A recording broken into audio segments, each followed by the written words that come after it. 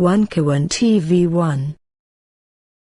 Bicara mengenai negara, negara itu kan bisa dibilang sebuah entitas. Yang di dalam entitas tersebut terdapat adanya peraturan-peraturan atau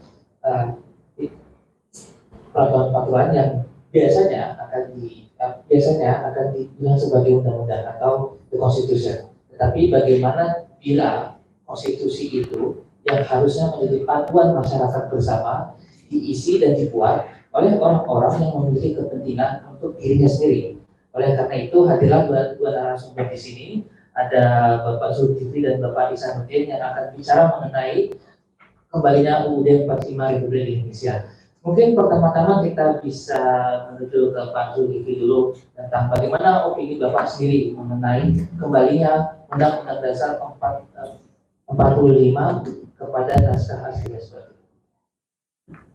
Terima kasih. Bismillahirrahmanirrahim. Assalamualaikum warahmatullahi wabarakatuh. Pertama tentu saya bersyukur bisa ketemu dengan generasi yang jauh di bawah saya.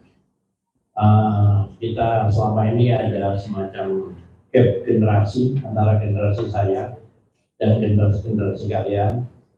Hari ini saya mencoba menyamakan, sampai bagi saya coba untuk sama tapi tetap nggak sama. Kita nggak bisa sama, gitu ya. Saya mau cerita tentang satu peristiwa besar yang nanti akan lebih detailnya secara ilmu pengetahuan informasi itu akan disampaikan oleh sahabat saya Dr. Iksan Ridosi. Jadi tanggal 17 Agustus 45 kita memproklamirkan kemerdekaan bangsa Indonesia. Kemudian satu hari sesudahnya para pendiri negara itu membuat negara itu dengan syarat-syarat. Satu, ada wilayah, dua, ada rakyat, tiga, ada pemerintah, dan keempat, pengakuan internasional. Nah, syarat-syarat untuk pemerintahan itu tentu salah satunya adalah ada Undang-Undang Dasar. Undang-Undang Dasar itu ditetapkan pada tanggal 18 Agustus 1945. Dan temuan kami sejak ditetapkan 18 Agustus 45 itu, Undang-Undang Dasar ini sampai sekarang tidak pernah dilaksanakan dengan benar sesuai apa yang tercantum di dalamnya.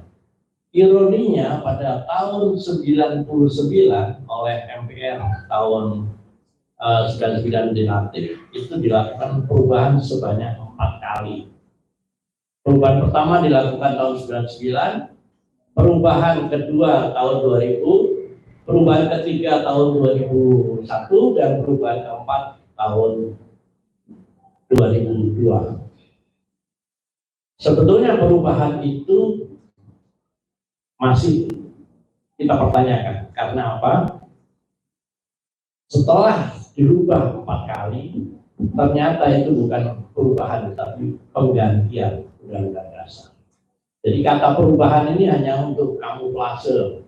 Saya dan beberapa teman menemukan satu bukti bahwa selain MPR 99, lebih tepatnya Panitia Ad Hoc 1, itu melakukan penggantian Undang-Undang Dasar, di luar parlemen itu ada LSM atau organisasi non pemerintah, ORNOK waktu itu istilahnya, yang dibiayai oleh asing itu membentuk koalisi ORNOK untuk konstitusi baru.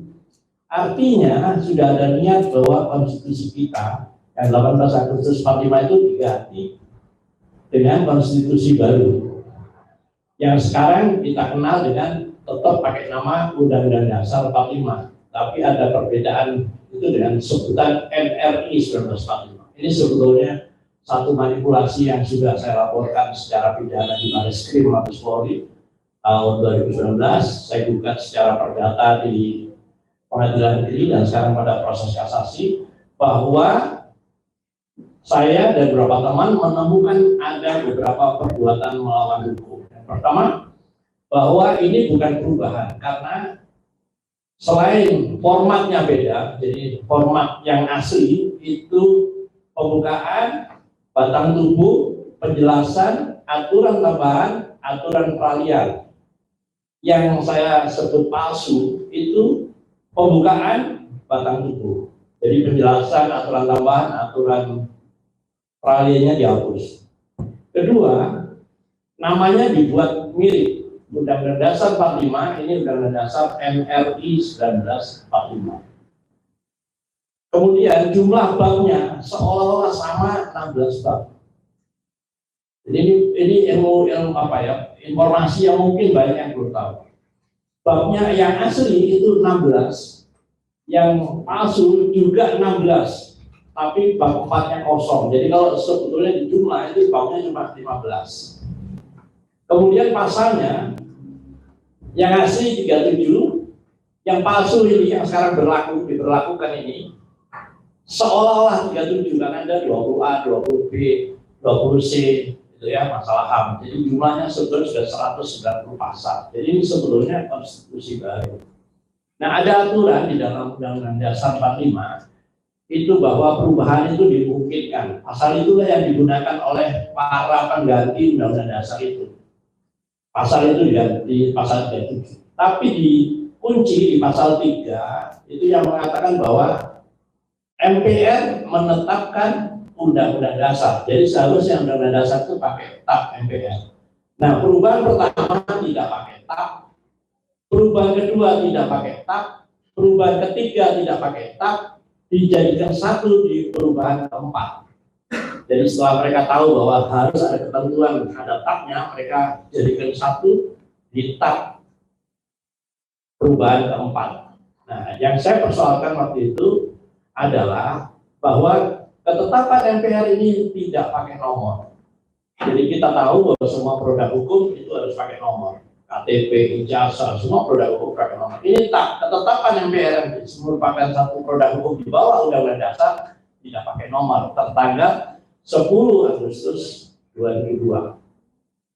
Kemudian kalimatnya juga ketentuan di pasal di ayat A-nya itu sangat manipulatif. Yang pertama dikatakan begini, Undang-Undang Dasar Negara Republik Indonesia, kalau dicermati ya kalimatnya ya, mungkin dari pasti bisa merasakan kejanggalannya. Undang-Undang Dasar Negara Republik Indonesia sebagaimana telah dirubah dengan perubahan pertama, kedua, ketiga, dan perubahan keempat ini adalah Undang-Undang Dasar Negara Republik Indonesia yang ditetapkan pada tanggal 18 Agustus 1945. Jadi kebohongannya di sini. Jadi yang dirubah 4 kali itu yang ditetapkan 18 Agustus 45. Diperkuat oleh Dekret Presiden 5 Juli 59, disetujui secara aklamasi oleh DPR pada tanggal 22 Juli 59. Ini persoalannya. Nah, sekarang saya ingin menyampaikan dampak dari diberlakukannya secara ilegal Undang-Undang Dasarnya. Sekarang ada 3 hal yang paling mendasar. Satu, Majelis Permusyawaratan Rakyat yang merupakan penjelmaan dari seluruh elemen bangsa ini diturunkan posisinya menjadi lembaga tinggi biasa. Sejak itu tidak ada utusan golongan, tidak ada utusan daerah, sehingga semua keputusan politik termasuk penentuan presiden dan wakil presiden ditetapkan oleh partai politik. Inilah kehilangan atau dirampoknya kedaulatan rakyat oleh partai politik. Jadi kalau selama ini disampaikan seolah-olah terjadi demokratisasi dengan adanya penggantian Undang-Undang Dasar, itu kebohongan belaka. Karena apa? Calon presiden yang ditampilkan ke rakyat itu adalah hasil keputusan partai politik. Rakyat cuma diminta suaranya saja. Setelah itu ya ditinggal begitu aja. Itu yang paling dasar. Kedua, yang paling mendasar lagi bahwa yang memerdekakan bangsa ini atau yang merdeka itu adalah bangsa Indonesia. Yang membuat negara adalah bangsa Indonesia. Atas dasar itulah maka ada pasal 6 yang mengatakan bahwa presiden dan wakil presiden adalah orang-orang Indonesia asli. Karena yang membuat negara orang-orang Indonesia asli, bukan orang lain. Ya, yang ketiga adalah liberalisasi ekonomi di pasal 33 dengan adanya ayat A. Nanti Bang Iksan lebih detail tentang apa yang selama ini terjadi akibat daripada terjadinya pergantian Undang-Undang Dasar. Jadi kesimpulannya yang perlu adik-adik ketahui bahwa sebetulnya negara kita ini memakai dua Undang-Undang Dasar. Undang-Undang Dasar yang ditetapkan dalam Pasal Khusus 45 tidak pernah dicabut. Undang-Undang Dasar saya sebut aja 45 palsu atau Undang-Undang 2002 tidak ada produk hukum yang menetapkannya. Jadi ini negara kita memang ajaib. Dengan Undang-Undang Dasar yang ilegal pun bisa berjalan selama 25 tahun. Maka saya mengapresiasi langkah dari teman-teman adik-adik mahasiswa di Universitas Jayabaya. Saya sudah berkali-kali ketemu dengan Presiden BEM. Saya ngomong jangan terjebak dengan isu-isu hilir. Ya kan kita lagi rame nih sekarang isu-isu hilir tentang anak muda yang tiba-tiba jadi calon wakil presiden misalnya gitu kan. Itu kan sebagai sebagai puncak, atau kalau puncak kan di atas ini di bawah, tentang kegagalan Undang-Undang Dasar 45 palsu. Jadi dampaknya kita lihat sendiri bagaimana semua aturan itu sudah ditabrak demikian rupa. Saya kira sementara itu nanti kita buka diskusi. Mudah-mudahan apa yang saya sampaikan bisa dipahami, tapi nanti kalau diskusi kurang jelas bisa kita. Dan ini sebelumnya tutup saya sampaikan bahwa tidak ada niat bahwa kembali ke Undang-Undang Dasar 45 itu adalah untuk kembali ke Orde Baru, karena Orde Lama, Orde Baru, apalagi Orde Reformasi tidak pernah melaksanakan Undang-Undang Dasar 45 secara benar. Dan keterlibatan asing nanti perlu saya sampaikan juga bahwa September MPK dilantik, Oktober draft penggantian itu sudah ada, itu disiapkan oleh satu LSM asing namanya National Democratic Institute yang di direkturnya adalah Madeleine Albright, bekas Menteri Luar Negeri Amerika. Saya kira demikian dulu. Assalamualaikum warahmatullahi wabarakatuh. Waalaikumsalam. Baik, terima kasih atas overview-nya tentang tema ini oleh Pak Sulfi. Mungkin sekarang saya ingin mendengar juga mengenai tema kita, yaitu kembalinya UUD 45 yang asli dari Bapak Dr. Iksan Abdinasi. Mungkin waktunya kepada persilakan. Baik, selamat siang. Assalamualaikum warahmatullahi wabarakatuh.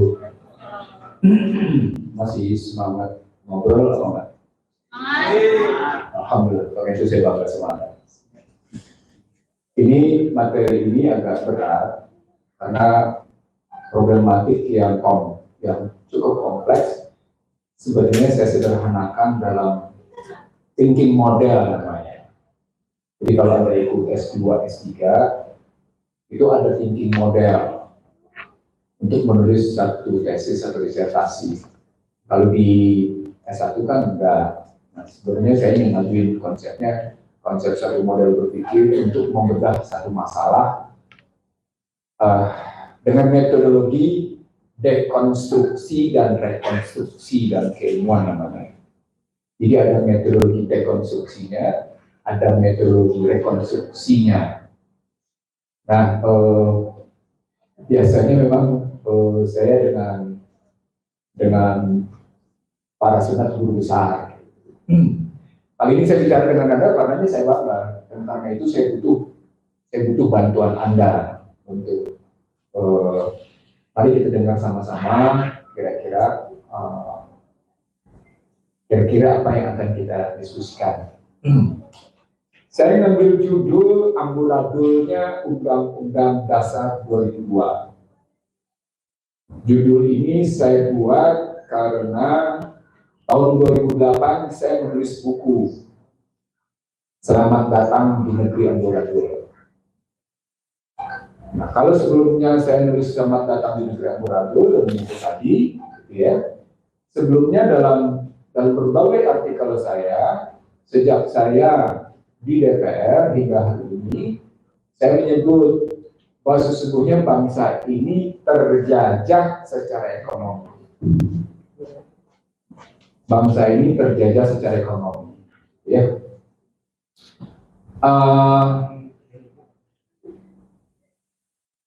Yang mau keluar silakan. saya senang hati ketika Anda keluar, dan berarti Anda tidak terpanggil, tidak apa-apa, silakan.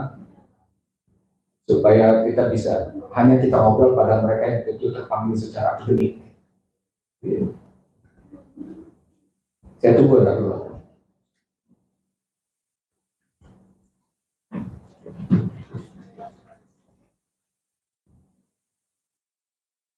Sebelum saya mulai, saya ingin mengatakan sama Anda, situasi ini sudah saya duga. Kenapa? Karena ini kedatangan saya ke Jayabaya yang kedua kali. Saya bilang ya, ini kedatangan saya ke Jayabaya yang kedua kali. Kedatangan saya yang pertama diterima oleh Profesor Dr. Amir Santoso. Ini sih kecil juga. Jadi sudah saya tahu kurang lebih karakter anak Jayabaya kayak apa. Maaf ya, saya sudah kenal. Saya pembicara di puluhan perguruan tinggi, tidak satu dua. Tadi saya bicara di berbagai perguruan tinggi di kawasan Indonesia Timur. Paling terakhir sekali saya bicara di Sekolah Arsitektur Perencanaan Pengembangan Kebijakan di ITB tentang sumber daya alam dan sistem ekonomi. Karena hari ini saya berhadapan dengan Anda, di ITB seru para profesor doktornya. Sekarang saya berhadapan sama Anda. Karena itu, saya ingin menularkan satu cara berpikir pada Anda yang secara metodologis sangat kokoh. Perhatikan dulu, saya akan menganggap ini sebagai sebagian dari kuliah umum. Ya. Yang saya sampaikan pasti memenuhi 5 hal. Yang pertama ada referensi, yang kedua ada data, yang ketiga ada metodologi, yang keempat pasti ada analisa. Dan karena analisa berarti ada argumentasi. Yang keenam harus ada konsistensi. Ulang ya, ini Anda nggak dapetin di dalam kuliah metodologi yang S1. Nggak akan dapet. Saya ulang, nggak bakal dapet. Dan ini sebetulnya syarat untuk kokohnya tulisan skripsi. Referensi, data, metodologi, analisis, argumentasi, konsistensi. Nah ini saya sampaikan kepada Anda. Artinya yang sudah saya sampaikan dalam persoalan, tadi saya tanya sama moderator, ada jurusan tata negara enggak? Oh ternyata enggak ada. Tambah berat gitu. Karena ini persoalan tata negara. Tapi katanya ada HI dan ada administrasi negara. Fine, enggak apa-apa. Administrasi negara itu cuma kontennya dari satu tata negara. Tata negara dibikin dulu frame-nya, baru isinya administrasi negara. Ya. HI sama, itu cuma persoalan konteks pergaulan didasarkan atas hukum. Apakah hubungan internasional, apakah hubungan perdata, sama aja. Perdata internasional, perdata publik, perdata pribadi, sama. Strukturnya begitu, kalau dalam hukum. Nah, yang saya akan ajak Anda dalam kajian seperti ini, gitu ya, tidak langsung ke masalah seperti Dr. Joe, tapi saya mulai dulu dengan tadi. Saya kasih tadi judulnya Amburadulnya 2002, referensi bukunya buku saya sendiri. Selamat datang di negeri Amburadul yang saya tulis pada tahun 2008. Sebelumnya sudah saya tulis dalam ratusan artikel. Saya ulang, dalam ratusan artikel sejak saya menjadi anggota dewan dan sejak saya turun di Menteri Pertahanan Kiri. Saya ulang ya, sejak saya turun di Menteri Pertahanan Kiri. Jadi bukan baru sekarang saya kayak gini. Bahkan ada satu kalimat yang dalam tanda petik agak sombong. Bapak di sana, saya di sini. Mari kita bersaing. Itu keluar dari comor gua. Keluar dari comor gua. Lo bisa kan di sini, yuk kita bersaing. Itu keluar dari mulut gua. Nah, ini saya akan ajak Anda ke dalam kerangka berpikir begini untuk menunjuk bahwa sesungguhnya sebagai anak muda Anda terpanggil untuk memenuhi perubahan. Justru sebaliknya ketika Anda meninggalkan ruangan ini, jelas terbukti Anda adalah bagian dari anak muda yang hanyut oleh kenyataan. Saya ulang ya. Saya ulang. Anda adalah bagian dari anak muda yang hanyut oleh kenyataan. Kalau hanyut kemana lagi? Di Arnate. Dan saya tidak kepingin Anda seperti itu. Jadi sekalian, saya ngomong kayak gini bukan hanya kepada Anda. Di hampir semua perguruan tinggi. Ini salah satu saksi hidup saya. Kalau pernah saya berhadapan dengan para guru besar, sangat guru besar. Baik, saya mulai dengan soal palsunya tidak perlu saya undang, tidak perlu saya ulang. Bahwa dipersamakan Undang-Undang Dasar 45 dengan kata pembukaan, batang tubuh dan penjelasannya dengan Undang-Undang Dasar 2002 yang pembukaannya, batang tubuhnya itu sesungguhnya terjadi kontradiksi. Mereka persamakan tapi mereka tidak ketemu. Ya. Apa tidak ketemunya? Nanti bisa kita lihat pada kata kunci 1. Di kata pembukaan kita menemukan di alinea 4 ada 2. Di alinea 4 isinya apa aja? Ada ya sekalian? Alinea 4 Undang-Undang 45 kata pembukaan isinya apa?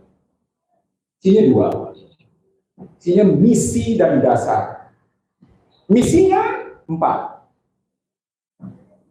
Melindungi segenap tumpah darah bangsa, mencerdaskan.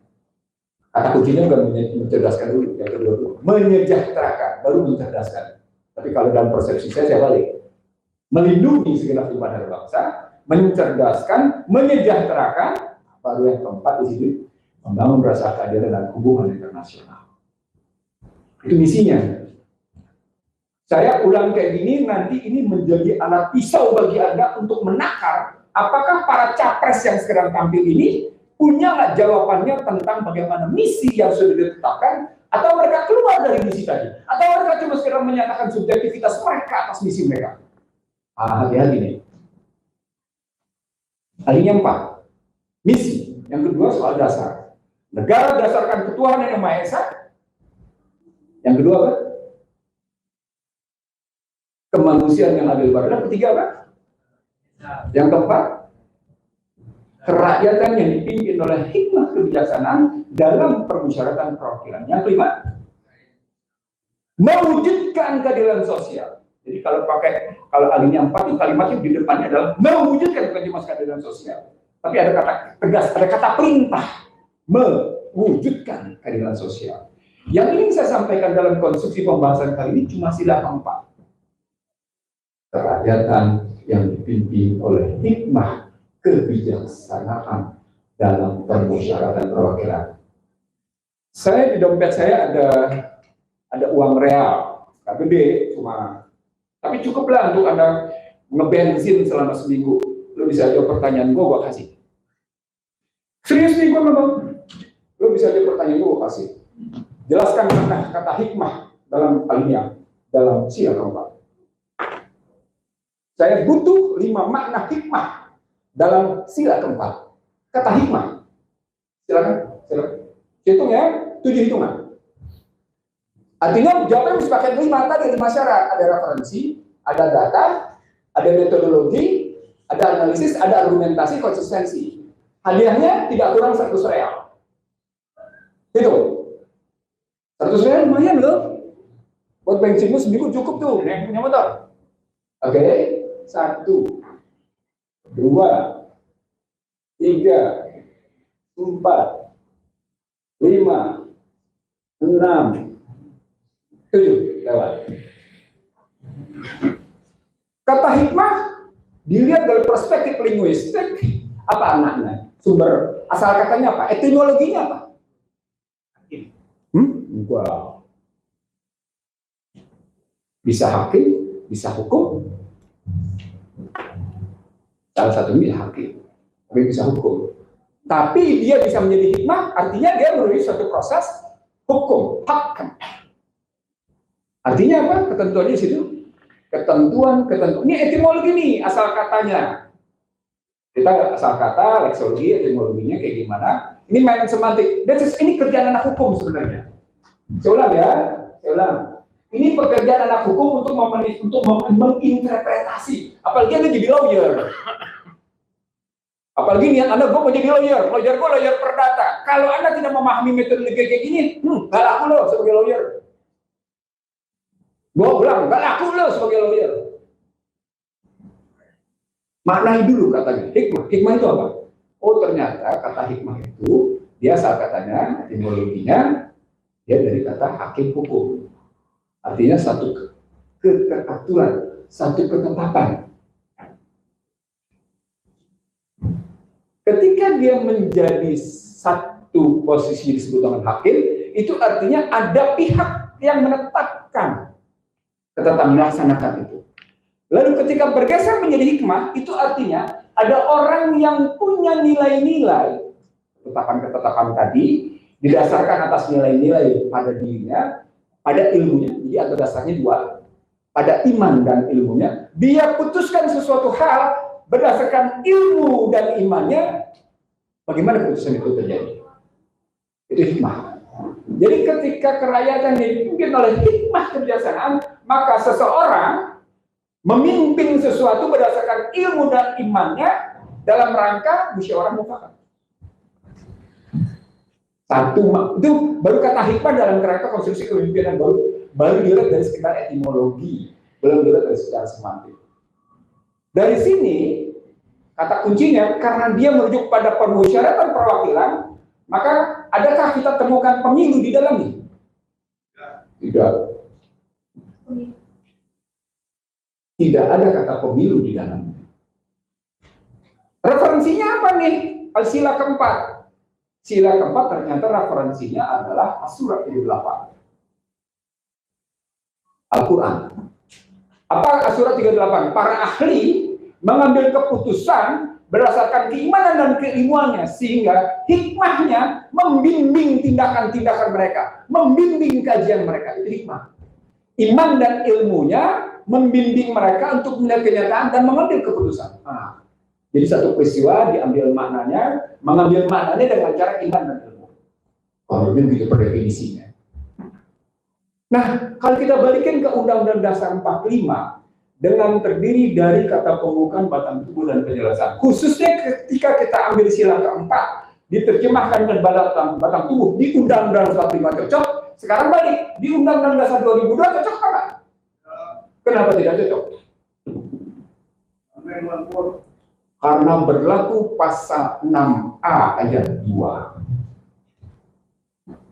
bahwa presiden dipilih secara langsung, diusulkan oleh partai politik dan beberapa partai politik, dan dipilih secara langsung. Tidak ketemu dia dengan sila keempat. Karena itu DPD menyatakan Pilpresum meninggalkan Pancasila. Ihsanuddin Nursi menyatakannya mengingkari Pancasila. Itu baru satu tesis. Oke, itu filosofi. Sekarang kita pindah ke yang kedua. Yang kedua sekarang di perubahan. Ini nanti menyangkut juga soal bagaimana Anda lihat debat yang kemarin di Pilpres tadi. Anda nanti bisa pakai sebagai metode. Sekali lagi saya ngomong sama sebenarnya anak politik nih kerjanya. Tapi anak politik hukum dan hukum politik kan, caranya tata negara. Anda bisa lihat nanti debat yang sampai berlangsung sampai dengan 4 Desember, Anda pakai pisaunya dua. Pisaunya, pisau visi kata pembukaan. Oke, sekarang 100.000. Siapa yang tahu visi Indonesia berdasarkan kata pembukaan? Ada yang tahu? 100.000? Naik 200.000. Naik 300.000. Ayo, jawab. Visi Indonesia adalah merdeka, berdaulat, adil, dan makmur. Alinea berapa itu? Alinea 2. Betul, saudara. Jadi cara kita memotret para capres berdebat, gunakan dua metode ini. Gunakan visi mereka, gunakan visi misi yang ada di kata pembukaan, gunakan dia sebagai kacamata atau sebagai pisau untuk membedahnya. Kalau nggak cocok, mestinya mereka tidak perlu bikin visi misi. Boleh bikin visi misi, malah bikin. Tapi visi misi yang mereka buat seharusnya visi misi yang merupakan runtunan atau derivasi dari visi misi yang ditetapkan dalam kata pembukaan. Kan kata pembukaan nggak mau dicabut, tidak mau diubah. Mereka cuma bilang kalau kita ubah kata pembukaan akan menjadi pembubaran negara Republik Indonesia. Oke, di situ satu. Oke, sekarang kita terjemahkan lagi lebih dalam. Kalau visi dan misinya begitu, bebas, merdeka, berdaulat, adil dan makmur, gitu ya, Maka bagaimana penerjemahan lebih lanjut ke dalam bentuk kelembagaannya? Antara Undang-Undang Dasar 45 dengan Undang-Undang Dasar 2002. Di sini metodologinya menjadi metodologi apa? Matrik. Ulang, metodologinya menjadi metodologi matrik. Kita bikin matrik. Metodologi matriknya kita gunakan apa? Dua. Diksi dan narasi dengan pendekatan semantik. Semantik komponennya apa? Filsafat, psikologi, linguistik. Kita pakai itu. Nah, sekarang kita lihat di pasal 1 ayat 2 Undang-Undang Dasar 45, di pasal 2 ayat 1 Undang-Undang Dasar 2002. Undang-Undang Dasar 45 pasal 1 ayat 2-nya menyatakan kedaulatan ada di tangan rakyat dan dilaksanakan sepenuhnya oleh MPR. Pakai linguistik sekarang. SPOK-nya benar nggak? Subjek, predikat, objek, keterangan. SPOK-nya benar nggak? Benar. Mari kita pindah sekarang ke Undang-Undang Dasar 2002. Kedaulatan di tangan rakyat dan dilaksanakan menurut Undang-Undang Dasar. Kaji dulu dari pendekatan SPOK. Benar apa nggak SPOK-nya? Kabur. Kedaulatan itu objek. Undang-Undang Dasar itu objek. Tuh, segi linguistik aja kacau. Apa dampaknya? Dampaknya menjadi bagaimana dilaksanakan menurut Undang-Undang Dasar dalam, masuk ke teori interpretasi, masuk dalam teori interpretasi hukum. Saya kasih tahu sama Anda ya, saya kasih tahu sama Anda. Kalau Anda tidak dapat nilai lebih, dari diskusi ini, Anda tidak boleh panggil saya sambil diskusi. Panggil gua lain. Serius, kalau mau dapat yang lebih dari gua. Kalau lu mendapat nilai lebih apa dong? Kata kunci pertama sekarang, kalau kita bilang sekarang bahwa ini adalah dilaksanakan menurut Undang-Undang Dasar, maka metode interpretasinya adalah bagaimana menginterpretasikan dilaksanakan menurut Undang-Undang Dasar.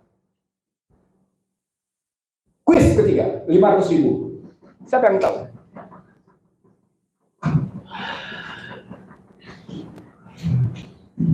Itu bukti bahwa negeri ini selama satu generasi tidak melek konstitusi. Gak usah malu. Satu hari saya berdebat dengan tokoh-tokoh keren di negeri ini, di channelnya Sugeng Sarjadi. Berdebatlah saya dengan Amin Rais, berdebatlah saya dengan Emil Salim, berdebatlah saya dengan Dede Hatip Basri, berdebatlah saya dengan namanya Purnomo Yusgianto. Seluruhnya orang-orang tak melek konstitusi. Enggak juga. Sampai keluar Gagas Sugeng Saryadi bilang ke Mahkamah Konstitusi, lo cetak konstitusi, kasih tuh semua para menteri supaya ngerti mereka konstitusi itu kayak asal tuh. Hari ini saya mendapatkan bukti lagi bahwa betul-betul problematik negeri ini adalah rakyatnya tidak melek konstitusi.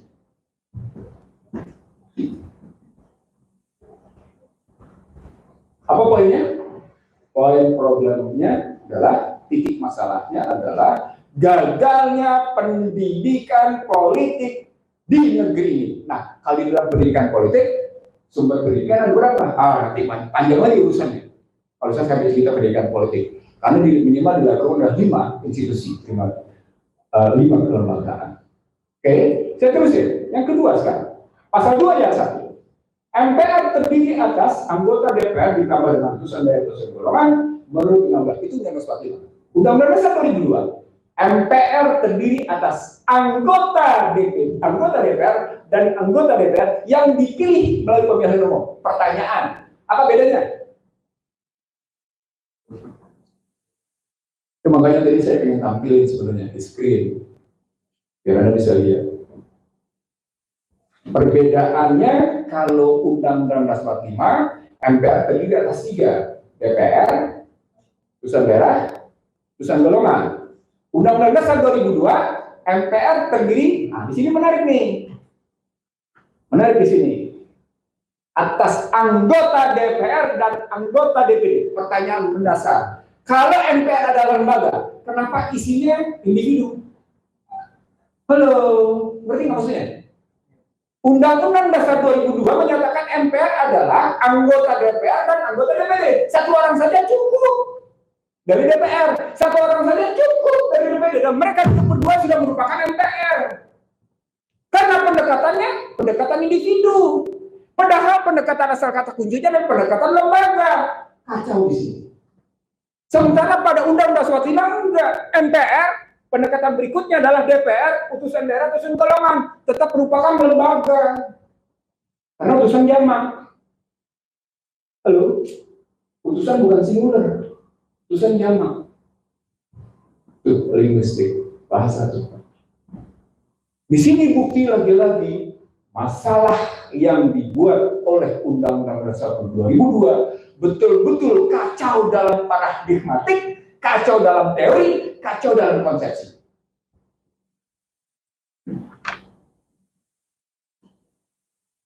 Teman-teman sekalian, belajar ini capek kok, dan butuh keseriusan, dan nggak bisa belajarnya pakai ini. Nggak bisa. Karena dia hanya mengajarkan artifisial, sementara tuntutan 5 tadi tidak bisa artifisial. Tidak bisa artifisial. Dia harus genuine and origin from the sources. Dengan batok kepala yang menjadi alatnya untuk membedah. Ini pernah saya sampaikan di beberapa perguruan tinggi ketika orang mulai ribut soal AI dan robotik. Sekitar 5 tahun lalu. 2017, tepatnya 2016-2017. Di beberapa universitas di Jawa dan di Kalimantan, bahwa ini sedikit, kurang lebih peserta 300 orang, dan itu dosen SPS juga. Saya suruh lepas handphonenya, saya suruh lepas laptopnya. Mari dengarkan saya selama 1 jam. Setelah itu saya kasih laptopnya, saya kasih kemudian handphonenya. Buka perbedaannya, kelihatan di situ. Tanpa dan dengan handphone serta dengan laptop perbedaannya si kelar. Dan sekalian saya ingin mengatakan sama Anda, kalau Anda tidak dapat dari sesuatu, Anda tidak berkelas pada hari ini. Maafkan saya, karena saya memang punya niat untuk berbagi sesuatu sama Anda. Pada konstruksi MPR seperti tadi, model Undang-Undang Dasar 45 adalah model lembaga tertinggi negara. Sementara model pada Undang-Undang Dasar 2002, ini saya terkejut nih, tidak lagi pakai istilah lembaga tinggi negara, tapi dengan kata-kata lembaga negara, kacau ya. Kacau dia. Gimana letak kacaunya? Kacau dalam kacau dalam skema dan struktur kelembagaan kekuasaan negara. Sekarang kalau bikin skematiknya, bikin strukturnya kira-kira kayak apa? Mana lebih tinggi? Siapa yang lebih tinggi berdasarkan Undang-Undang Dasar 2002? Presiden, MPR, atau mana? Dua. Kalau pakai Undang-Undang Dasar 45, MPR. Tapi kalau pakai Undang-Undang Dasar 2002, mana yang lebih tinggi? Presiden. Ditangkap. Padahal kata kuncinya semuanya sejajar. Lah kalau gitu yang kuasa di atas siapa? Kacau nggak strukturnya? Kacau. Karena itu hingga hari ini reformasi gagal membangun skema dan struktur kekuasaan negara. Gagal membangun hubungan antar lembaga negara. Kenapa Presiden bisa mengintervensi KPK? Ketika kasus pengakuan Agus Raharjo, itu bukti. Sama seperti KPU, tidak bisa bikin apa-apa, dia bisa diintervensi oleh Presiden dan DPR untuk menerjemahkan keputusan MK. Artinya mestinya dia badan independen. Kalau badan independen, dia tidak boleh bikin peraturan ditentukan oleh para pihak.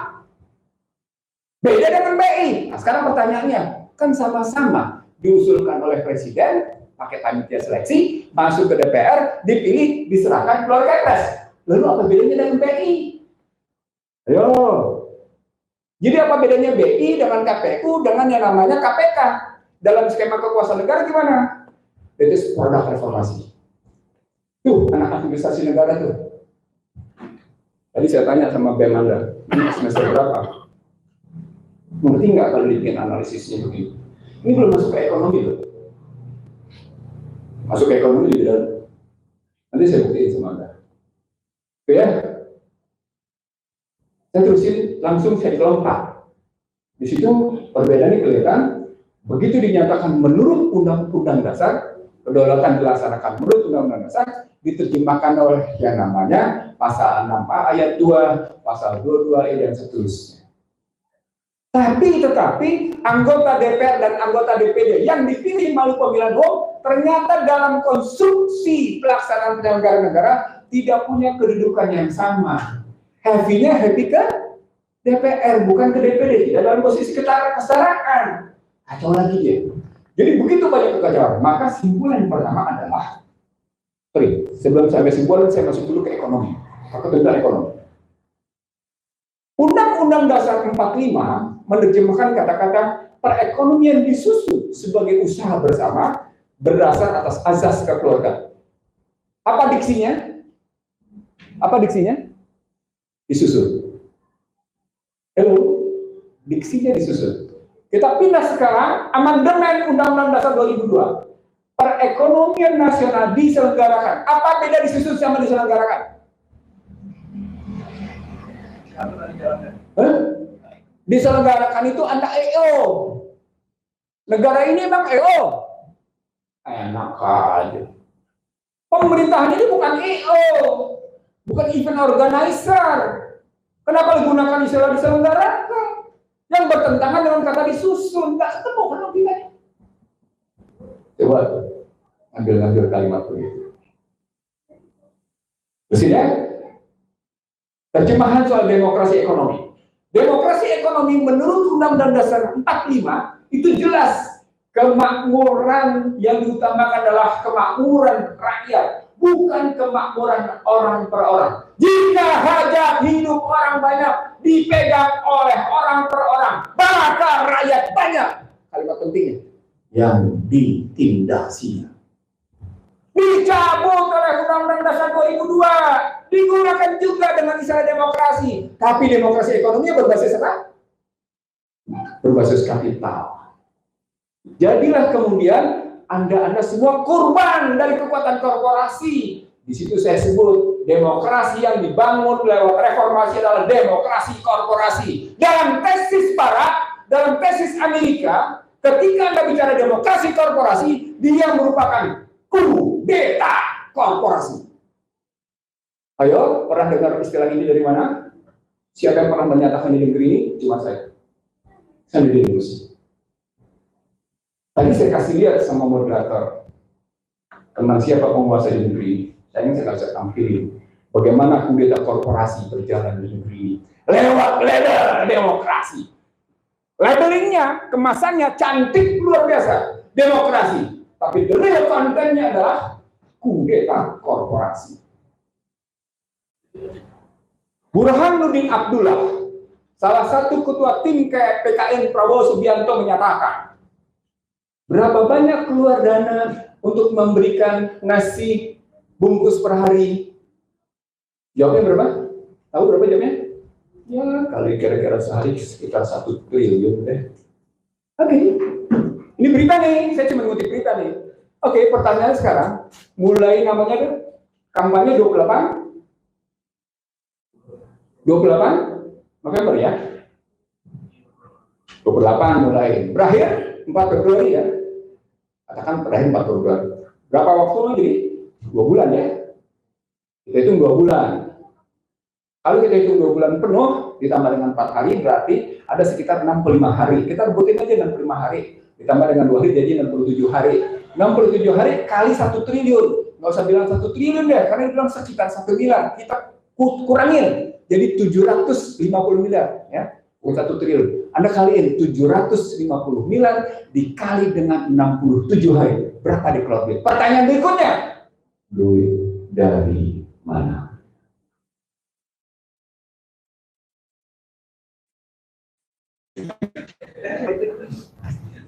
Duit dari itu cuma sekedar nasi bagi nasi makan gratis setiap hari kayak gitu. Coba kita pindah sekarang ke prinsip yang namanya anak-anak yang masih masuk dalam caleg.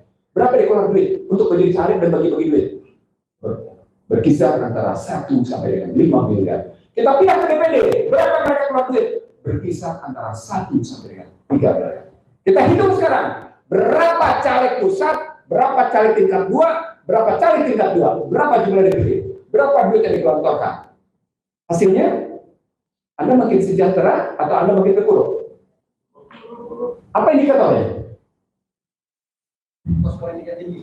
Akademisi dong jawabnya. Jadi ngomongnya pakai indikator. Apa indikatornya? One and only, price stability. Stabilitas harga. Ulang, one and only indikatornya. Nggak usah ngomong macam-macam.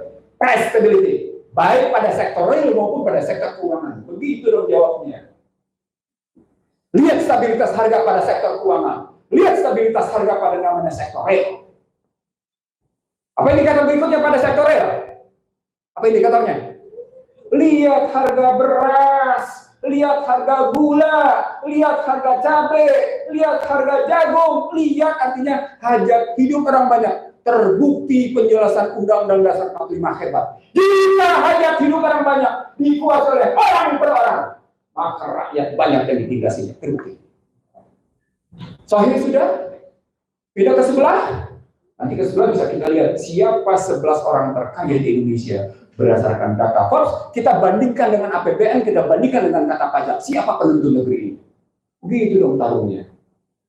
Tarung berpikirnya. Sampai di sini terbukti mereka sendiri ngakui salah. Komisi Konstitusi mengakui hasil perubahan Undang-Undang Dasar 45 selama 4 kali mengandung kontradiksi, baik secara teoritis, konseptual, maupun praktek ketatanegaraan. Dalam perubahan Undang-Undang Dasar 45 sebanyak 4 kali, terdapat inkonsistensi substansi, baik yuridis maupun teoritis. Tidak adanya kerangka acuan atau naskah akademik dalam melakukan perubahan Undang-Undang Dasar 45. Merupakan salah satu sebab timbulnya inkonsistensi teori dan konsep. Hal ini juga berlaku terhadap prosedur perubahan Undang-Undang Dasar yang tidak melibatkan rakyat. Sekarang saya tanya balik sama Anda. Kan ini rata-rata S1 kan programnya kan? S1 kan? Sekarang gue tanya balik. Lu bikin skripsi. Dalam skripsi, lu inkonsisten dalam teori dan konsepsi. Lu lulus gak? Lu tahu, skripsi aja nggak lulus, apalagi konstitusi. Otaknya gimana coba? Otaknya gimana coba? Skripsi, apalagi tesis dan disertasi. Skripsi aja, jangan skripsi deh.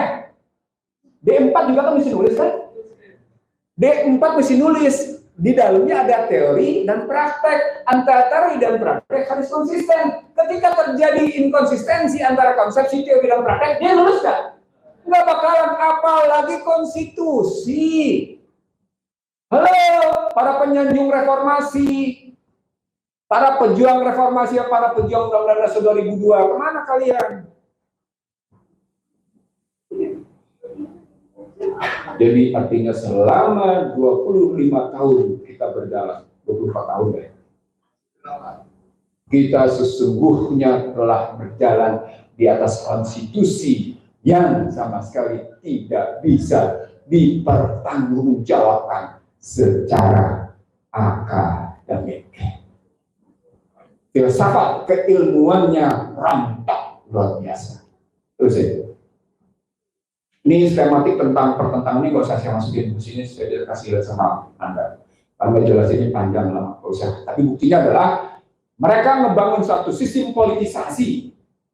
Ulang, mereka ngebangun suatu sistem kehidupan yang semua lini dipolitisasi, berdampak pada posisi lenyapnya alinea 3 dalam kehidupan berbangsa, bernegara, bermasyarakat. Apa itu alinea 3? Halo, apa itu alinea 3 kata pembukaan? Aduh, repot nih. Apa? Apa? Alinea 3 ini gimana? Saya bacain langsung ya.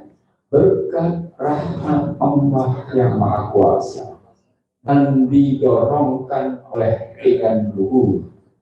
Pertanyaan berikutnya, kenapa mesti mengatakan berkat rahmat Allah yang Maha Kuasa?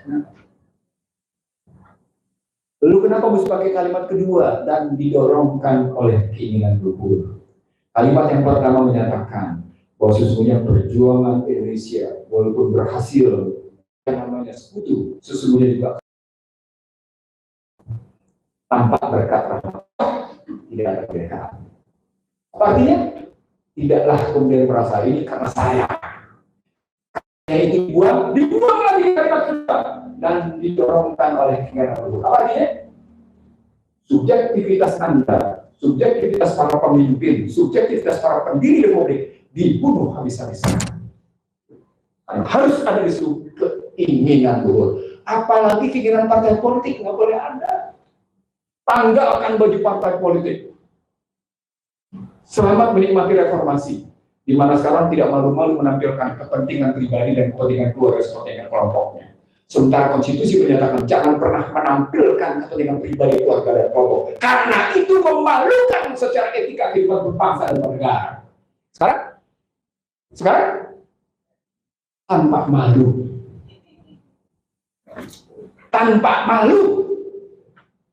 dan Israel fakta kayak gitu. Tanpa malu jadi mujib. Jadi bukan lagi berkat keinginan luhur, tapi dan didorongkan oleh keinginan bapak dan didorongkan oleh keinginan ketua umum partai politik. Nggak ada lagi didorongkan oleh keinginan luhur. Nggak ada. Tinggal kita kata ganti. Dari situasi seperti ini menjadi politisasi semua ini, saya ingin bercerita sama Anda. Ketika saya berdebat di sebuah lembaga bergengsi di negeri ini, ketika saya menjelaskan bahwa politisasi semua ini, maka dia bercerita, iya, dulu kita ketika masuk di akademi kita udah tahu, dia nanti dia bakal jadi kapolri, oh nanti dia bakal jadi di sini nih, yang polisi, yang jenderal juga sama, oh dia nanti bisa jadi ini nih. Itu karena struktur vertikalnya benar. Sekarang katanya, ketika terjadi politisasi semua ini, kita nggak bisa bilang lagi, walaupun dia 10 terbaik, apa hasil jadi itu? Tergantung yang atas. Apa yang berarti tergantung yang atas? Tergantung kekerabatan. Anda bayangkan di situ rumus tentang kompetensi yang dipakai oleh MK dalam membenarkan dia gagal dan cacat. Saya buktikan nanti sama Anda. Saya buktikan. Itu politisasi. Titik puncaknya politisasi. Titik dasarnya apa? Komersialisasi. Maka tidak ada yang tidak dikomersialkan. Dari layanan pemerintah, apapun semuanya, termasuk pendidikan bahkan. Saudara sekalian, terbayangkankah oleh Anda sekarang ini cuma sekedar untuk masuk PAUD, sekedar untuk masuk TK, sekedar untuk masuk SD, orang tua harus keluar duit 10 sampai dengan 25 juta. Coba, komersial pendidikan kita kayak apa tahu? Padahal dia bagian dari hajat hidup orang banyak, sampai dengan kesehatan. Nah, itu usaha. Setelah politisasi dan komersialisasi, sebelah kanannya siapa? Kriminalisasi. Kalau Anda melakukan perlawanan, maka Anda akan dikriminalkan. Itu cerita dari materialisme liberal. Ngeri sebenarnya. Ceritanya kayak gitu. Terus ya, ini saya lihat masih bersemangat? Masih. Saya masuk sekarang ke ekonomi. Sebenarnya saya sudah mengidentifikasi ada 19 masalah yang tidak teratasi. Termasuk syahwat kuasa. Saya sebutin aja syahwat kuasanya ya. Saya sebutin aja. Anda menetapkan presidensial threshold 20%. Itu artinya kalau pakai ilmu ekonomi, Anda pakai entry barrier, hambatan masuk namanya. Satu. Yang kedua, Anda pakai pidana baru. Pidana baru nanti tidak boleh lagi menghina. Ketiga, Anda sudah bikin namanya rancangan tentang yang mengakibatkan apa ya? Presiden sebesar satu indikator yang saya pakai. Berikutnya soal bangsa terbelah, Anda baca aja di buku saya, harus saya masukin. Mari kita masuk ke ekonomi. Dalam 1 minggu ini, bangsa Indonesia diramaikan dengan 1000 menjadi 1 rupiah. Betul ya? Betul kan? Oke, namanya apa? Nama istilahnya apa? Redenominasi. 1000 jadi 1 rupiah. Oke, sekarang saya bercerita sama Anda. Dari tahun 64 dengan tahun sampai dengan 97, jatuhnya rupiah itu begini. Jatuhnya rupiah itu begini. Sejak dia namanya Sudrajat Jiwandono bersama mitranya Menteri Keuangan. Menteri Keuangan ini meninggal, aku nggak usah sebutin, tapi aku belum enak. Mengambil keputusan free floating exchange rate pada 14 Juli 1997. Saya ingin mengatakan sama Anda, siapa yang paling berbahagia? Yang paling berbahagia adalah IMF, Bank Dunia, yang mengatakan, welcome Indonesia, because the best decision for the free floating exchange rate. Mereka bilang selamat datang Indonesia. Tapi apa hasilnya? Ini hasilnya.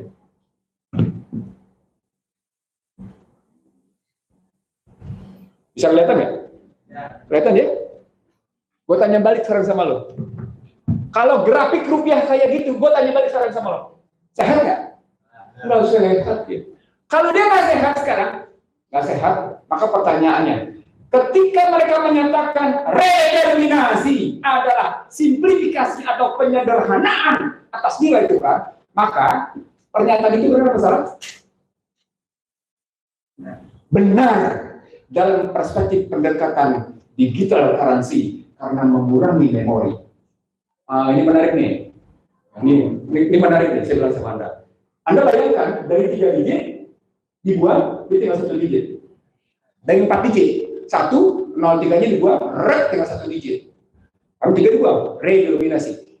Dan mereka bilang, harga tidak berubah kok. Inflasi bagus. Yang terjadi money illusion, sedikit sekali berubahnya. Asal ada syaratnya, 1, 2, 3, 4.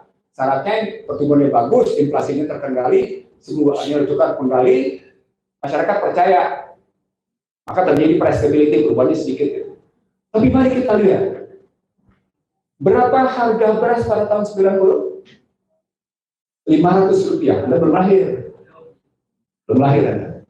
Tahun 90 itu harga beras 500 rupiah per kilogram. Sekarang saya tanya balik sama yang perempuan. Berapa harga beras hari ini per kilogram? Kalau umum aja. 15.000. Berapa kali kenaikannya? Dari 500 ke 15.000? 30 kali kenaikan. Sekarang kita hitung sekarang. Pada tahun 90, 1 dolar berapa US? 1 dolar 1.500 rupiah. 1 dolar antara 1.400 sampai dengan 1.500 rupiah. Walaupun bahkan sebelumnya bisa 1.200. Tapi kita boleh aja, bisa kita, karena mereka pakainya real exchange rate. Real effective exchange rate. Singkatannya real. Real effective exchange rate. Nilai tukar yang betul-betul berlaku efektif. Kita buletin 1.500. Kalau 1.500 sekarang menjadi 15.000. Berapa kali naiknya? Berapa kali? Sekarang 15.000, kita buletin aja. 10 kali. Kalau yang ini jatuh 30 kali, yang ini jatuh 10 kali. Apa artinya di situ? Kalau kejatuhan nilai tukar diikuti dengan kejatuhan nilai sektor bahan, karena nanti ketemu ke teori harga relatif namanya. Dalam ekonomi namanya teori harga relatif. Apa poinnya? Kegagalan perekonomian mengatasi stabilitas harga pada sektor hajat hidup orang banyak. Itu kata kunci. Ulang. Kegagalan sistem perekonomian negara mengatasi stabilitas. Kan tadi itu saya bilang, price stability, stabilitas harga.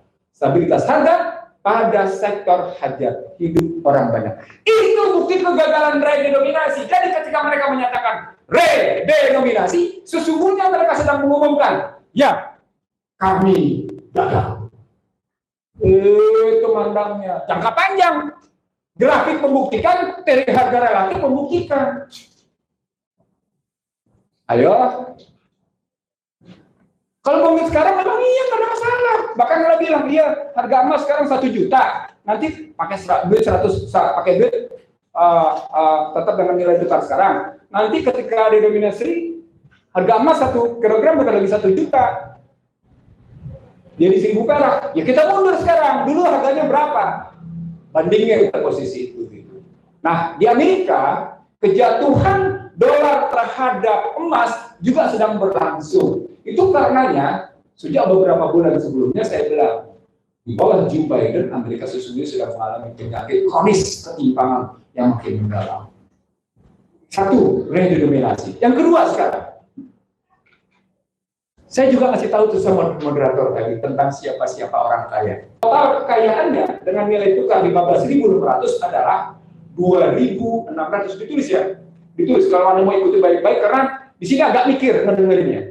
Total kekayaan mereka, 11 orang kaya itu adalah 2.634 triliun. 11 orang kaya. Ulang, di 2023 ini 11 orang terkaya itu jumlah kekayaannya 2.634 triliun. Berapa jumlah kredit perbankan per November yang dicatat oleh JK per 4 Desember? Jumlah kredit perbankan adalah 6.903 triliun. Berapa persen berarti jumlah kekayaan orang kaya itu dibandingkan kredit?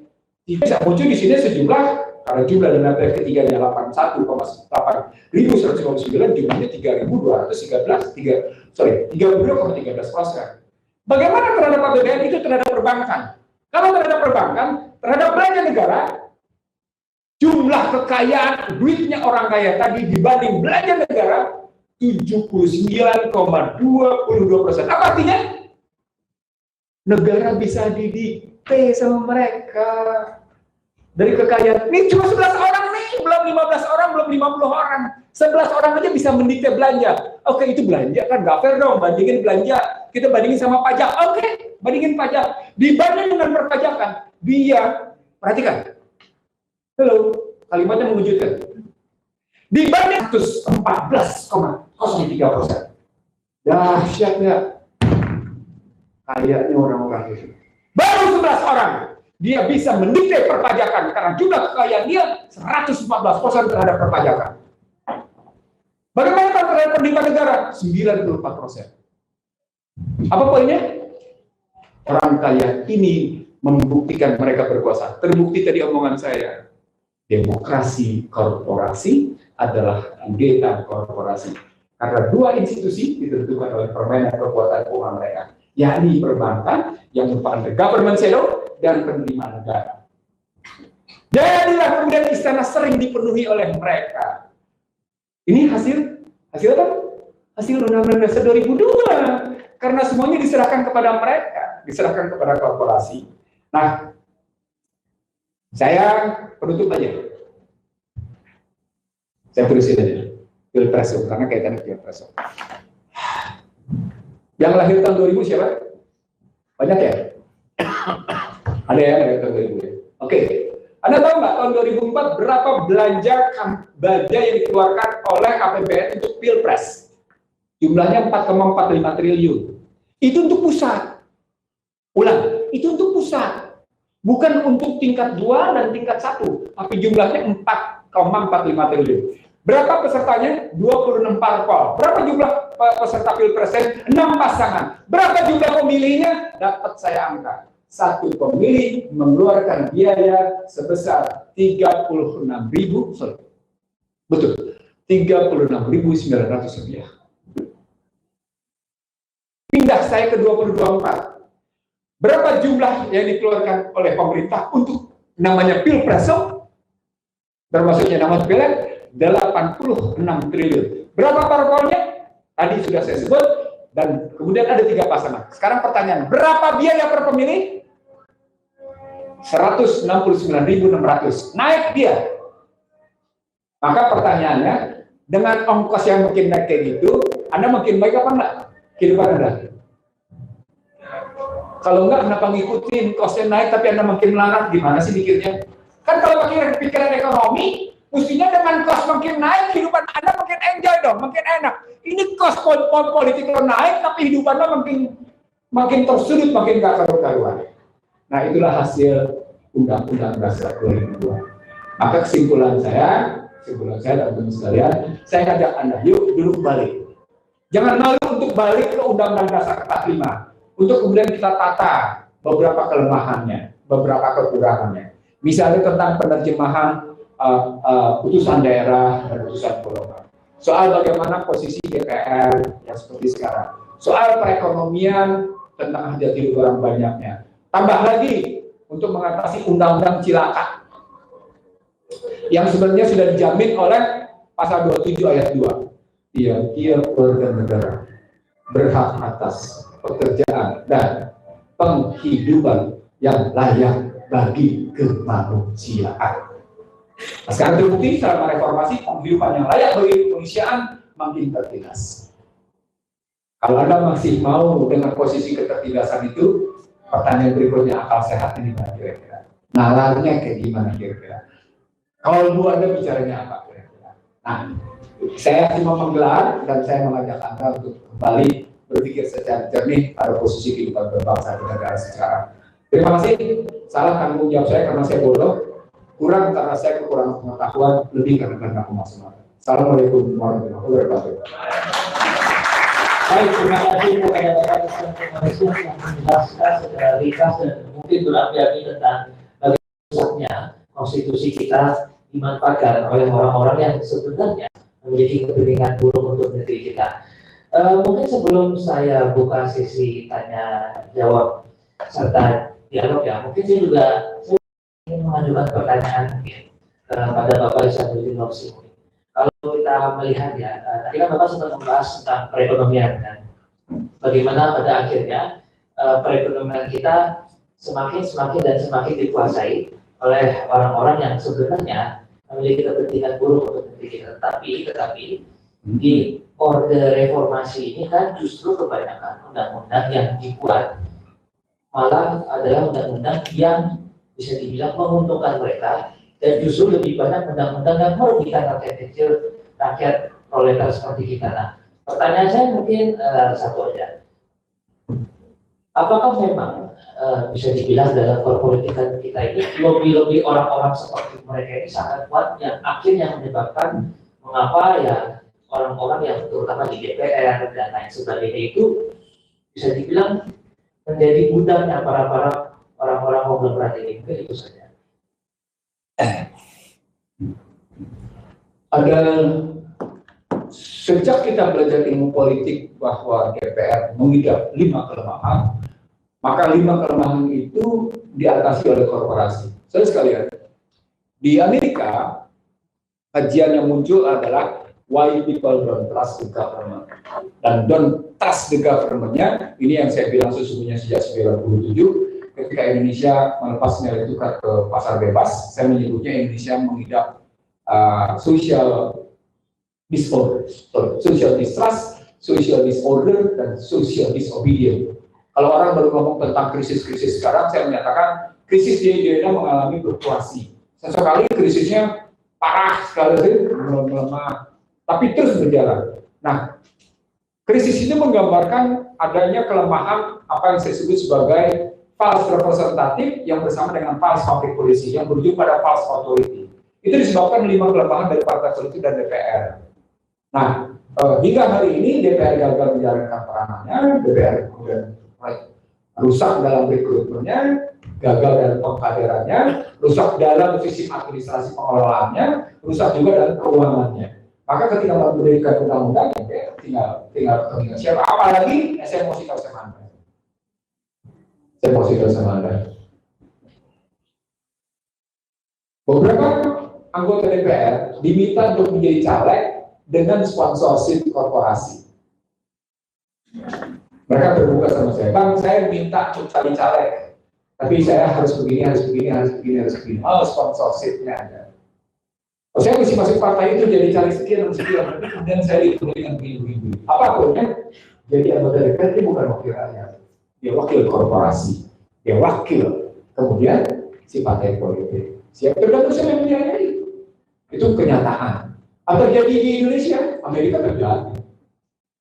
Pada Donald Trump yang mungkin nampak soal Exxon, bagaimana Exxonnya menjadi menteri, kelihatan. Di Biden sama.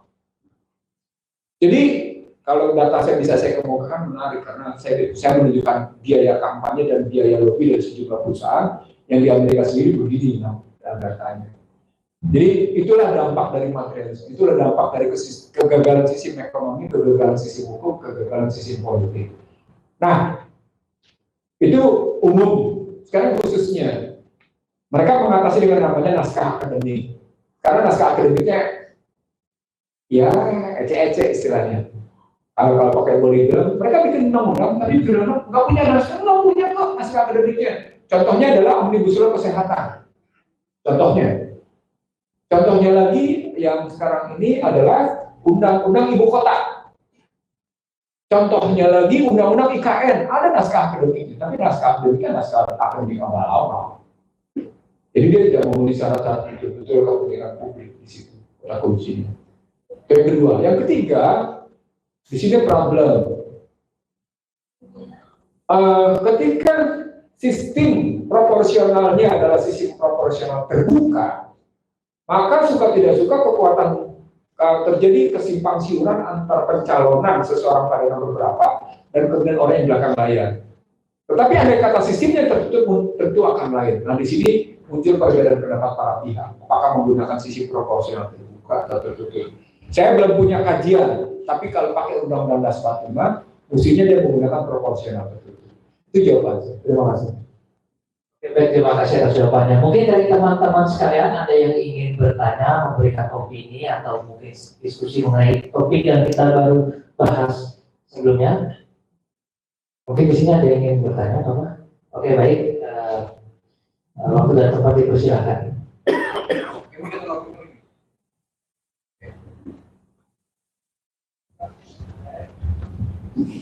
Ya, assalamualaikum warahmatullahi wabarakatuh. Salam. Saya ingin mengajukan pertanyaan kepada dua narasumber, Bapak Zulkifli dan Bapak Ihsan Yunus. Sebelumnya saya pernah membaca mengenai 5 proposal yang diajukan oleh DPR RI kepada MPR. Saya sedikit, ada bagian yang menarik perhatian saya, yaitu bagian DPR akan berisikan perseorangan. Yang menjadi kekhawatiran saya adalah ketika sebelum saya bahas soal itu, yang saya tanyakan yang pertama adalah apakah pemilihan yang akan dilakukan kalau seandainya pemilihan Undang-Undang Dasar balik lagi ke Undang-Undang 45 yang asli itu akan sama seperti pemilihan sekarang di bagian legislatifnya, legislatif. Kalau seandainya sama, yang kedua tentu saja pasti akan membutuhkan yang namanya kos politik. Nah, kos politik ini tentu saja akan menjadi beban bagi orang yang akan nyalon, tapi tidak bagi orang yang memang memiliki modal politik seperti itu. Nah sekarang yang saya khawatirkan adalah apakah orang-orang yang akan menyalonkan diri dari perseorangan ini itu dijamin bahwa tidak hanya orang yang memiliki kos politik yang tinggi, karena kita tahu kampanye itu bukan kos politik. Ya, Assalamualaikum warahmatullahi wabarakatuh. Waalaikumsalam.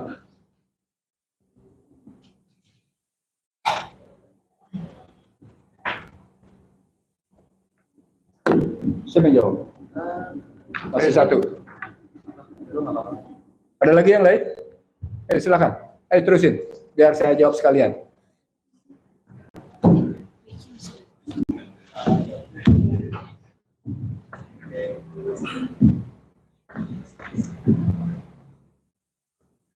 Ya, selamat sore. Perkenalkan, nama saya Franciscus Salyongku dari Fakultas Hukum.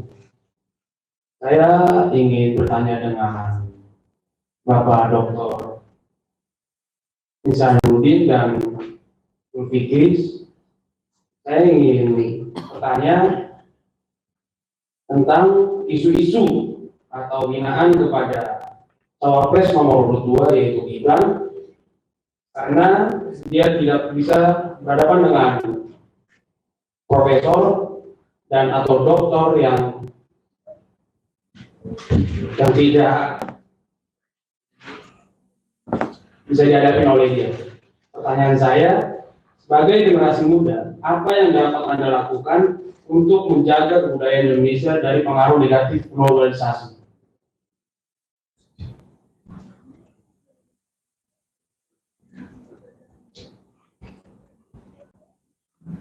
Ada lagi? Masih ada yang ingin bertanya atau memberikan opini? Ngebantah juga nggak apa-apa.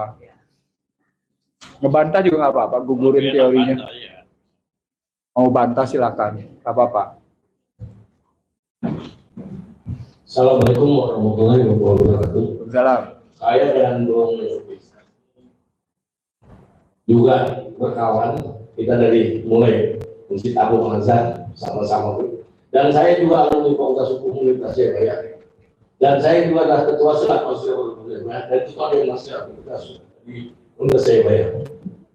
Saya datang ke sini kebetulan melihat juga adik saya kemampuan apa yang telah diberikan oleh Bung Ihsanuddin dan Dr. Bio. Yang jelas ada pelanggaran yang harus saya kita berbuat. Saya sudah seusia, umur saya 17 tahun, saya masih perempuan. Yang masalah yang pertama kali gampang, yang kelas 90 sudah saya lakukan, tapi sampai saat itu saya masih di bola di bingung, ada yang kurang lengkap segala macam. Itu sudah saya lakukan dan sampai saat ini saya masih kurang. Kalau berbicara tentang kehidupan, insya Allah saya Tuhan masih memberi pada saya dan anak-anak saya masih. Masalahnya adalah memang kita kembali pada dasar dan adik-adik fakultas hukumnya harus mempunyai peranan dan berani memberikan pemikiran pun secara filosofis sebagaimana yang dituang oleh Bung Sabudin dan ini yang sebenarnya kita tunggu adalah bagaimana peranan masyarakat sendiri, bukan kita bermasalah apakah kita ini individu atau tidak. Bagaimana kita kembali lagi supaya kita 215 segera cepat. Dr. Zul sudah melakukan gugatan dan dia waktu gugatan sudah konsultasi masih masih bagus. Tetapi tanpa ada dorongan, kalau kita mau hidup susah, ya silakan aja. Harusnya kita mau hidup lebih mau maju lagi. Kalau saya itu fakta yang dibuat oleh Bung Isan itu sudah, ya memang kita sudah baca. Kebetulan saya juga wakil rektor Universitas Koordinator dan guru besar di sana. Nah saya juga sama mahasiswa juga saya bilang sudah wakilnya mahasiswa ini mau saya Jogja ini harus Jakarta harus mau berbuat. Jangan yang senior. Kalau saya sampai saat ini mungkin kalau Anda lihat YouTube saya, berita buku-buku saya, ya saya selalu mengkritik. Saya sudah menyatakan dan di Universitas Jaya Indonesia yang dulu kan namanya NCAS. Waktu dalam tahun 82 itu saya dirikan NCAS. Dalam rangka dan itu juga dari UGM, Universitas ikut. Dalam rangka untuk pemikiran supaya mahasiswa ini mempunyai pemikiran intelektual maju ke depan. Nah, NCAS itu sampai sekarang dan melahirkanlah banyak pemimpin baik. Tapi kan saya juga larut juga saya lihat yang dulu NCAS di dalamnya juga jadi di kekuasaan baik di segala macam juga larut juga. Nah, saya mau kalau memang diskusi terus dilanjutkan mengeluarkan pemikir-pemikir dari fakultas hukum untuk mau maju memberi pemikiran secara intelektual kepada lembaga legislatif untuk segera melakukan kembali rasa pertimbangan pemilu biar berjalan. Tapi pikirannya kita bisa masuk dengan pemikiran-pemikiran yang dibawa itu ada guru yang buat penuntut yang memberi bahan-bahan buat anda untuk mengajukan. Jangan ditunggu lagi, harus segera melakukan tindakan. Kalau ini nggak sudah lakukan, ya tadi seperti Bung Isan bilang, kita tinggal tidur. Ya kalau kita juga banyak tuh, kayak Jimli sama tiduran di Masjid Al-Azhar. Tapi kan Jimli sikap juga seperti itu. Yusril juga sikap kepada orang pintar. Tidak pernah membuat data. Kalau Bung Isan itu memang sudah saya lihat YouTube-nya apa aja saya lihat seminggu terus. Dia berpikir ke depan, bukan berpikir kepada tentang kekuasaan. Karena kekuasaan itu baik di legislatif, di politik, maupun pemerintah itu ada biayanya, ada sponsornya. Tidak mungkin seorang menteri kalau nggak ada sponsor jadi menteri. Anggota DPR tidak mungkin anggota DPR nggak ada sponsornya. Dengan ada kekayaan dikuasai oleh 11 orang mengambil tadi, semua tidak bisa dibeli. Tinggal sekarang kita mau jadi orang yang susah, orang merdeka, seperti permukaan, apa orang yang akan mencari kerja, mencari fasilitas, menjadi seorang ekonomis yang kedepannya kita akan tetap akan susah. Dan anak dia percuma begini seperti berangkat kabur, kita di bawah aja. Nanti kerja susah, menjadi seorang advokat, sekolah lagi, bayar dulu. Bayar paling tinggi mana sekolah hukum sama advokat. Khusus bayar, 5 juta, 10 juta. Udah begitu sumpah bayar lagi. Ini fakta kenyataan. Karena saya juga advokat ya, kalau saya advokat. Sudah 40 tahun saya menjadi advokat. Semua permasalahan dan sidang itu cuma pura-pura aja begitu. Jadi apa yang kita cari dan moralitas kita ini kita punya coba. Dan saya minta saya sebagai senior Anda, sebagai pernah mahasiswa Anda, sebagai ketua Dewan Mahasiswa Universitas Jayapaya, supaya Anda mulai berani informasi dan berani mengungkapkan pemikiran secara intelektual untuk supaya kita kembali ke masa berprima, supaya teman-teman yang ada di legislatif maupun di punya power ada keberanian. Yang sekarang ditinggal tunggu peranan, bukannya lagi soal ini. Justru senior ini belum dibahas. Anda lihat secara intelektualnya yang dibilang itu lagi pakai. Nah ini saya minta kepada pengursi, kepada Ju untuk membimbing adik-adik saya ini supaya terus mereka mengerti tentang hak-haknya mereka. Kita hak mereka sebagai orang hukum untuk menegakkan hukum tadi untuk kepentingan bangsa dan negara. Terima kasih. Wassalamualaikum warahmatullahi wabarakatuh. Terima kasih, saya terpancing untuk berbicara. Assalamualaikum warahmatullahi wabarakatuh. Waalaikumsalam. Tentu saya perkenalkan, nama saya Mustika Sani. Saya juga kuliah di bidang hukum dan juga lawyer juga. Menarik memang, tetapi ada satu bagian esensi puncak dari misalnya yang belum ditransfer. Dan menurut saya itu yang paling dahsyat. Masih perlu gitu. Tapi kalau langsung diberikan itu, kemungkinan itu basic banget. Karena itu yang kurang di kita. Kita sudah paham secara tataran politik, tataran ekonomi, bagaimana global, ingin merebut sumber daya dan sebagainya lah. Bagaimana undang-undang kita itu demi untuk mengambil sumber daya alam dia memungkinkan pergantian undang-undang. Tapi yang paling penting, Pak Ihsan, Abang Ihsan, memang sangat kagum yang pikiran-pikirannya sejak lama gitu. Beliau sudah menemukan formulasi bagaimana sesungguhnya kekuatan dunia itu ingin menghilangkan keimanan kita di Pancasila, sila pertama. Kalau itu hilang, atau kalau itu dalam proyeksi generasi muda ini sudah kelihatan akan hilang, dalam konteks kehilangan lingkup keindonesiaan tentunya ya, itu lebih bahaya. Kalau cuma sekedar rasa-rasanya di Indonesia ini tidak ada perubahan. Orang Indonesia ini sudah humble tentang kemiskinan kelihatannya, sudah akrab sekali. Tapi kalau kehilangan Tuhan, kehilangan keyakinan, mungkin nanti kita pun surganya hilang. Oleh karena itu, itulah yang membuat semangat kita muncul bahwa perjuangan kita dalam rangka memperbaiki melalui Undang-Undang 45 itu adalah perjuangan yang mendapatkan ridho Tuhan gitu, ridho Allah, ridho puncak daripada keyakinan kita. Saya rasa itu bisa dijelaskan juga sehingga kebangkitan itu sama levelnya dengan Bang Ihsan gitu. Jadi ditransfer langsung. Poinnya bahwa perjuangan ini adalah juga perjuangan terhadap keyakinan kita supaya nggak hilang. Terima kasih.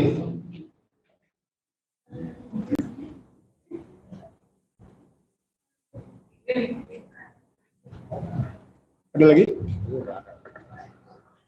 Sebelumnya perkenalkan, saya Jason dari Fakultas Ilmu Komunikasi Jayabaya. Saya ingin segera bertanya untuk pergantian uang rupiah tadi ke denominasi rupiah, apakah ada solusi untuk supaya mata uang rupiah tetap sehat, atau kita mesti stay di rupiah, atau menolak kebijakan pergantian rupiah ini supaya bisa mencegah kehancuran ekonomi di Indonesia? Terima kasih.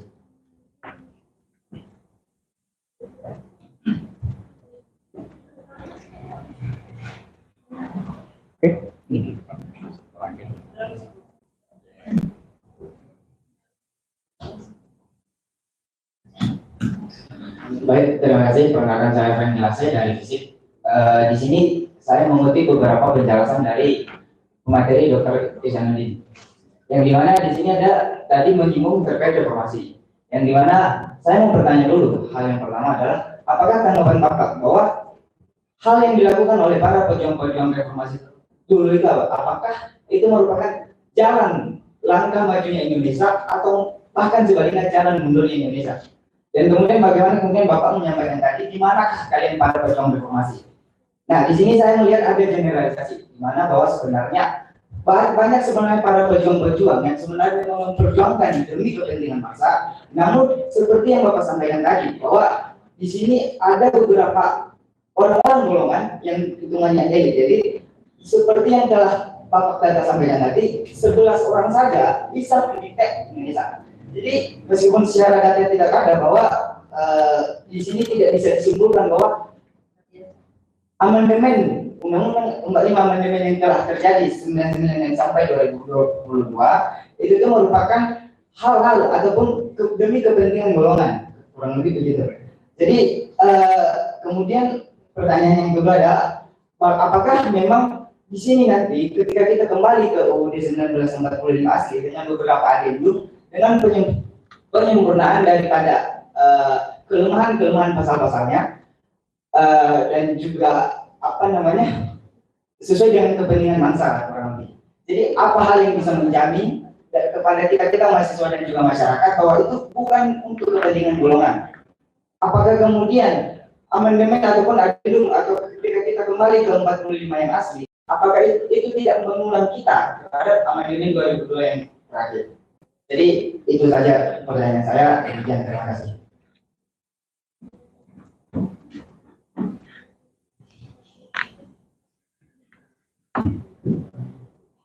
Oke, baik. Mungkin kita tampung dulu untuk sesi question and answer-nya. Mungkin Bapak Ihsanuddin Nursi bisa menjawab bertanya. Waktu sudah tepat, dipersilakan. Baik. Saya juga yang gampang dulu redenominasi karena kebetulan ilmu saya dari situ.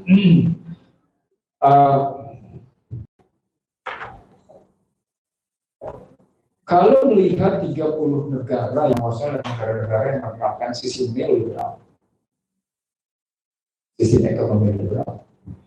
Tapi pertanyaannya bisa, kalau itu dalam jawaban begitu, maka pertanyaan berikutnya menjadi begini.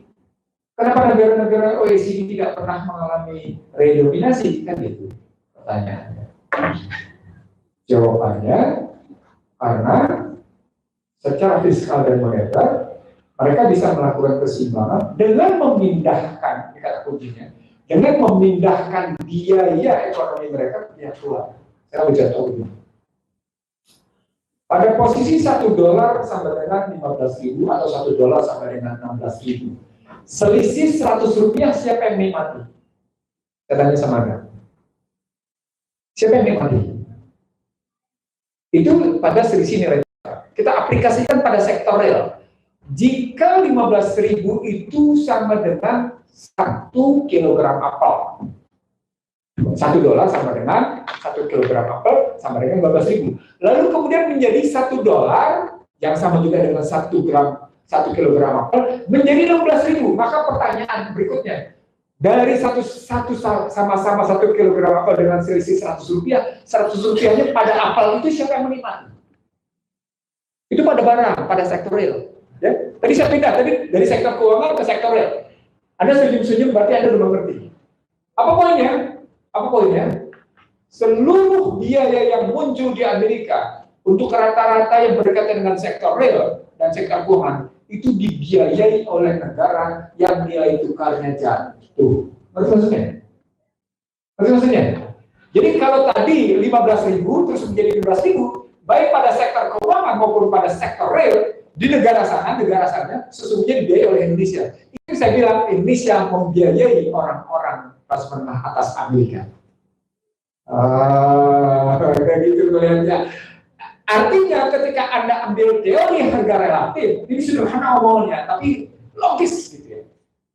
Ketika Anda ambil teori harga relatif itu Anda aplikasikan pada sektor keuangan dan sektor real, maka kelihatan bahwa menempatkan diri free floating exchange rate pada hajat hidup banyak adalah salah. Satu. Yang kedua, melakukan komersialisasi pada seluruh hajat hidup orang banyak adalah salah. Tiga, memberlakukan namanya mata uang bisa diperdagangkan secara bebas dengan memainkan persepsi adalah salah. Itu teori keuangan itu kayak gitu. Sekarang pertanyaannya kalau begitu, bagaimana caranya kita menolak redenominasi dalam teori kebijakan publik? Kekuasaan politik adalah kekuasaan yang memaksa. Anda tidak bisa menolak. Siapa bilang? Saya akan ngomong siapa bilang? Bisa, gampang. Rupiah Anda segera serta-merta sekarang karena Indonesia akan lakukan beli emas. Sepanjang dia statusnya bukan tukar jati barang banyak. Saving Anda dong, geser menjadi emas. Segera. Karena kita tidak tahu money illusion akan terjadi. Syarat redenominasi adalah inflasi rendah dan pertumbuhan ekonomi cukup relatif tinggi, ditambah dengan yang namanya harga-harga stabil. Ketika tiga syarat ini tidak dipenuhi, dipastikan akan terjadi gejolak harga. Itulah kegagalan di Brazil. Anda tahu nggak redenominasi di Turki berapa angka? 6 angka. 1 juta lira dipotong 6 angkanya menjadi 1 lira. Dahsyat. Tapi apa hasilnya? Turki sukses. Kenapa? Karena Turki meninggalkan model neoliberal di bawah Erdogan. Apa indikatornya? Turki memecah tokoh-tokoh kaum neoliberalnya yang dulu dipemerintahkan oleh Erdogan. Maka ketika kemarin pemilu dengan inflasi 52%, Erdogan tetap yakin dia menang. Yang paling menarik adalah ketika lira jatuh dengan dolar, apa kata Erdogan? Silahkan Anda pegang lira Anda dan memahami selisihnya, tapi tidak perlu Anda membeli dolar karena selisihnya Anda tinggal pergi ke bank bahwa Anda bermaksud mengambil dolar, tapi Anda tidak lakukan, ambil. Negara akan memberi keuntungan pada Anda, tapi tidak perlu membeli dolar. Pertanyaan berikutnya, apakah benar warga negara yang melakukan itu? Tidak, karena yang dibangun adalah sentimennya terhadap negara dan bangsa. Itu hebatnya Erdogan. Di situ hebatnya Erdogan. Di 2020 dia kemudian jatuh liranya, inflasinya tinggi kemarin pada pemilu kemarin, tetap dia sekali. Karena yang dipicu adalah sentimen, rasa kebangsaannya sebagai bangsa Turki. Sama seperti kemarin dalam perang Palestina atau Ukraina. Ada sentimen kemanusiaan yang lebih gitu, yang dimunculkan. Begitu juga dalam posisi dalam negeri. Begitu juga ketika kemarin dia merontokkan tentara dan polisi yang berpihak kepada Barat. Nah, itu bentuk redenominasi yang berhasil. Dana gagal. Jadi saran saya, gimana kita nggak bisa nolak? Karena berlaku hukum besi kebijakan publik. Ada law in public policy namanya gitu. Kalau diambil dilihat dari cerita yang maksudkan sebagai upaya untuk menahan, menolak atau bagaimana. Menurut saya kita cerdasi. Anda punya duit saving lebih untuk selama 1 tahun, ya Anda main falas. Di atas 3 tahun Anda main emas. Di atas 5 tahun Anda main properti. Dengan begitu, negara yang tidak melindungi ketetapan stabilitas kesejahteraan Anda sudah melakukan perlindungan diri sendiri. Karena Anda tidak termasuk kelompok konglomerat kan? Maka Anda harus wajib melindungi kesejahteraan Anda sendiri. Downgrade your wealthy position. Jadi jangan menurunkan posisi kesejahteraan Anda hanya karena Anda kalah dengan kebijakan-kebijakan yang merugikan. Di situ kelihatan bahwa main nilai tukar sesungguhnya, kegagalan nilai tukar sesungguhnya sedang memiskinkan. Gitu kalian bicaranya saya penting. Oke, itu jawaban saya. Yang kedua, ini pertanyaan pejuang reformasi. Jalan maju atau jalan mundur? Umurnya berapa sekarang? 20. Berapa? 20. Oh, berarti Anda tidak tahu sidang istimewa November 1998 yang sesungguhnya sudah menjawab reformasi. Pada November 1998, sidang istimewa yang di Indonesia yang bertanya, kita sudah menjawab reformasi. Tuntutan tentang hak asasi manusia, tuntutan tentang demokratisasi, tentang demokrasi, tuntutan tentang yang namanya pembatasan masa jabatan presiden, tuntutan tentang demokrasi ekonomi, sudah kita jawab semuanya di sidang istimewa. Tapi kenapa justru setelah pemilu 99 muncul istilah reformasi total?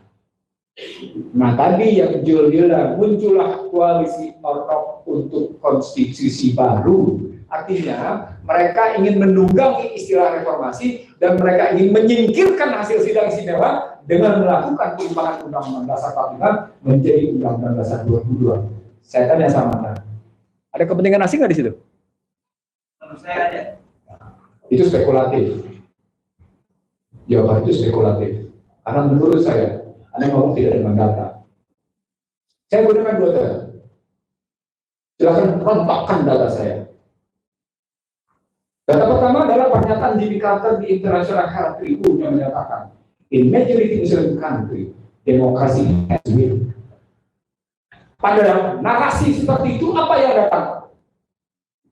In majority Muslim country, as will. Itu pernyataan Jimmy Carter. Jangan salah, Jimmy Carter adalah National Democratic Institute yang melaksanakan tugas Madeleine Albright di Indonesia untuk proses reformasi sampai dengan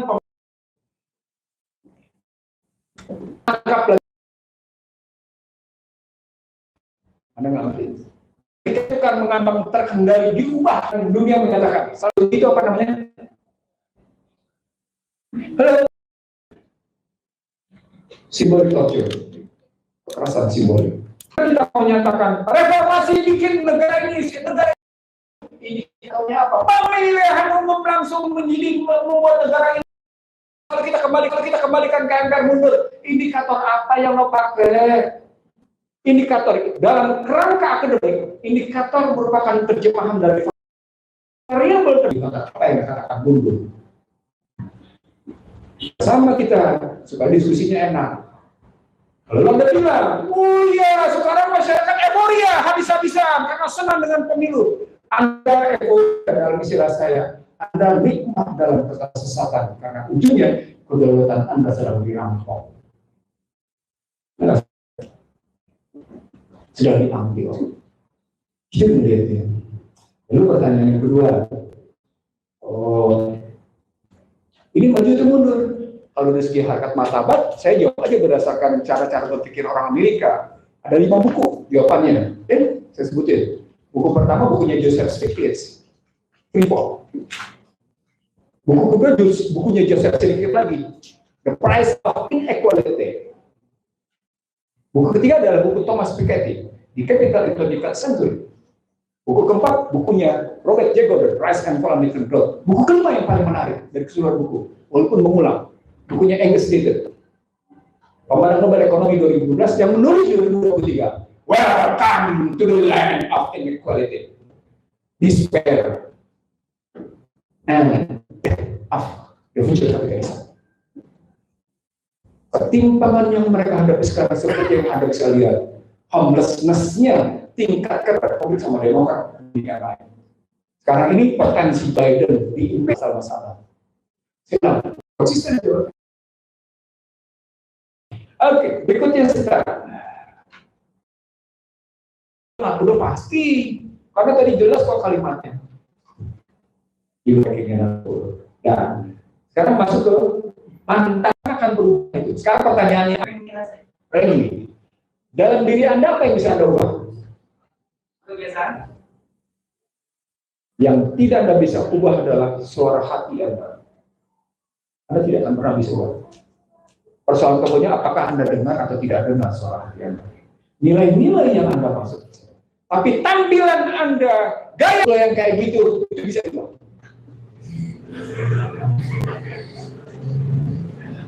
Artinya, dan berhadapan dengan dinamika di luar.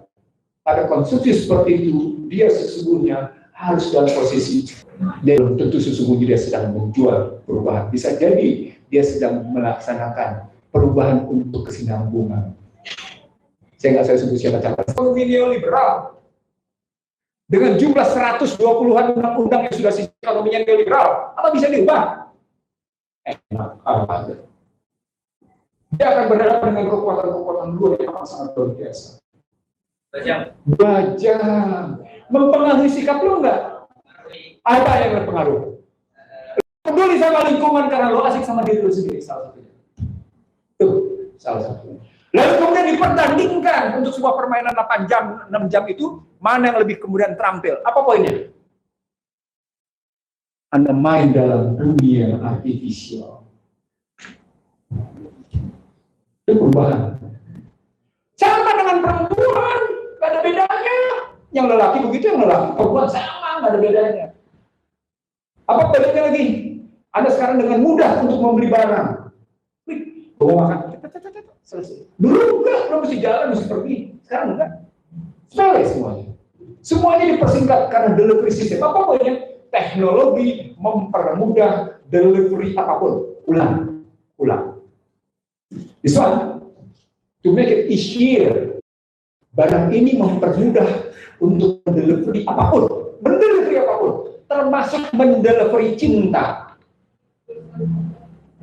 mendelivery rayuan, walaupun cinta dan rayuannya semu. Kan bisa saja cuma di sini. Pada harinya dia tidak cinta, sesungguhnya dia tidak merayu. Bisa nggak? Banyak yang tertipu kayak gitu. Banyak, bahkan sampai akhirnya diperkosa karena dia tertipu. Bermula dari permainan Twitter, bermula dengan permainan Facebook, bermula dengan permainan Instagram, bahkan bermula dengan yang namanya chatting macam-macam. Bermula dari semuanya rayuan, semuanya cinta di atas HP. Di situ Anda berubah. Apa poinnya? Anda membutuhkan lebih hati-hati, lebih cermat, lebih waspada dalam memainkan menggunakan itu. Itu yang saya mau jawab. Apa poinnya ketika menghadapi sisi nilai? Saya ingin mengatakan sama Anda, tantangan Anda lebih berat karena gauzul fikri, perang pemikiran berdampak bukan terbunuhnya populasi. Keluarlah COVID. Itu relasi berpikirnya. Gue bilang deh lo nggak bakal dapet di luar lo kayak gini, ngomong kayak gini, kostar ini. Gak bakal dapet lo. Gue orang pertama yang ngomong COVID adalah rekayasa. Nggak percaya buka tulisan lo. 20 Januari 2020. Perang corona dan virus ekonomi dan perang corona, virus corona dan perang ekonomi.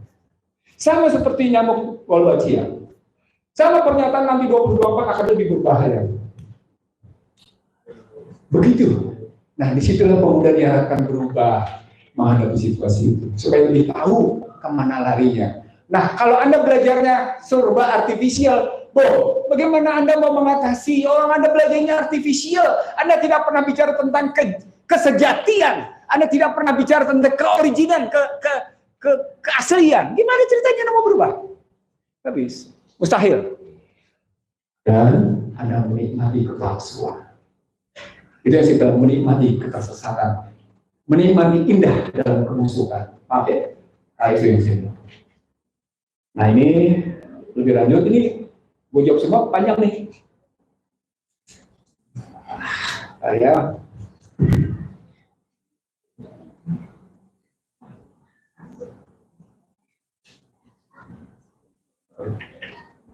lalu yang berikutnya pertanyaan Mustika Sani. Tadi sudah saya sebut agak sedikit panjang untuk penjelasan, tapi saya mulai saja di tahun 96. 96 pertemuan di Ontario itu muncul karena cerita rontoknya 4 negara, Cekoslovakia, Polandia, Rusia, ya, dan Jerman Timur, Jerman Barat rontok. Maka Barat merasa unggul satu-satu. Itu pertemuan Ontario. Dan salah satunya keputusan ini menyatakan bahwa musuh cuma tinggal satu. Siapa? Siapa? Islam. Berikutnya 97 pertemuan di Georgia, Atlanta. Strateginya adalah serang habis-habisan, gunakan NATO, gunakan Bank Dunia, gunakan IMF. Jika kepala negara yang lawan jatuhkan, jika warga negara yang lawan gunakan polisi. Itu strateginya. Keluar YouTube gua yang umurnya cuma beberapa jam, robokan. Maka umat Islam Indonesia menghadapi 2 hal. Di satu sisi dia berhadapan dengan konstitusi Undang-Undang Dasar 45 yang merupakan wujud perlawanan terhadap pemikiran. Di sisi lain dia berhadapan dengan namanya teror on Islam. Jadi 2. Di satu sisi ada konstitusi yang memperkokoh, di sisi lain ada keyakinan keagamaan yang mesti diajarkan. Maka keluar YouTube saya. Cuma tinggal 2 kekuatan Indonesia sejak 97-98. Islam dan TNI. TNI yang didorong ke barat, cuma tinggal Islamnya. Gimana cara berikutnya? Pecah, belah, adu domba. Sini muncul senokubrolnya dan akan berjalan terus. Di sinilah gauzul fikri. Jadi Pak Mustika Sani, hari ini yang sedang kita hadapi adalah produk dari keberhasilan gauzul fikri, produk dari keberhasilan perang peradaban, perang pemikiran. Hari ini kita hadapi. Nah, karena itu jangan pernah lemah dan lengah serta lelah. Karena begitu Anda lelah, lemah dan lengah dalam situasi perang pemikiran, Anda pasti jadi korban. Anda pasti jadi korban. Tidak ada cara lain kecuali untuk melakukan perlawanan. Nah, itu Pak Mustika Sani. Nah, terakhir soal ini sebentar nih.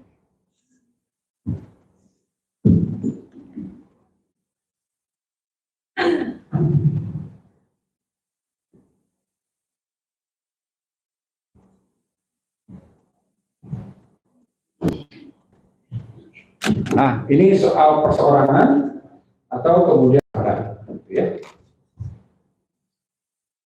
Tergantung konsep delegasi, konsep perwakilannya. Konsep perwakilan apa yang dimiliki. Sejarah partai politik di dunia, partai politik selalu acap kali menyalahgunakan makna keterwakilannya, amanahnya.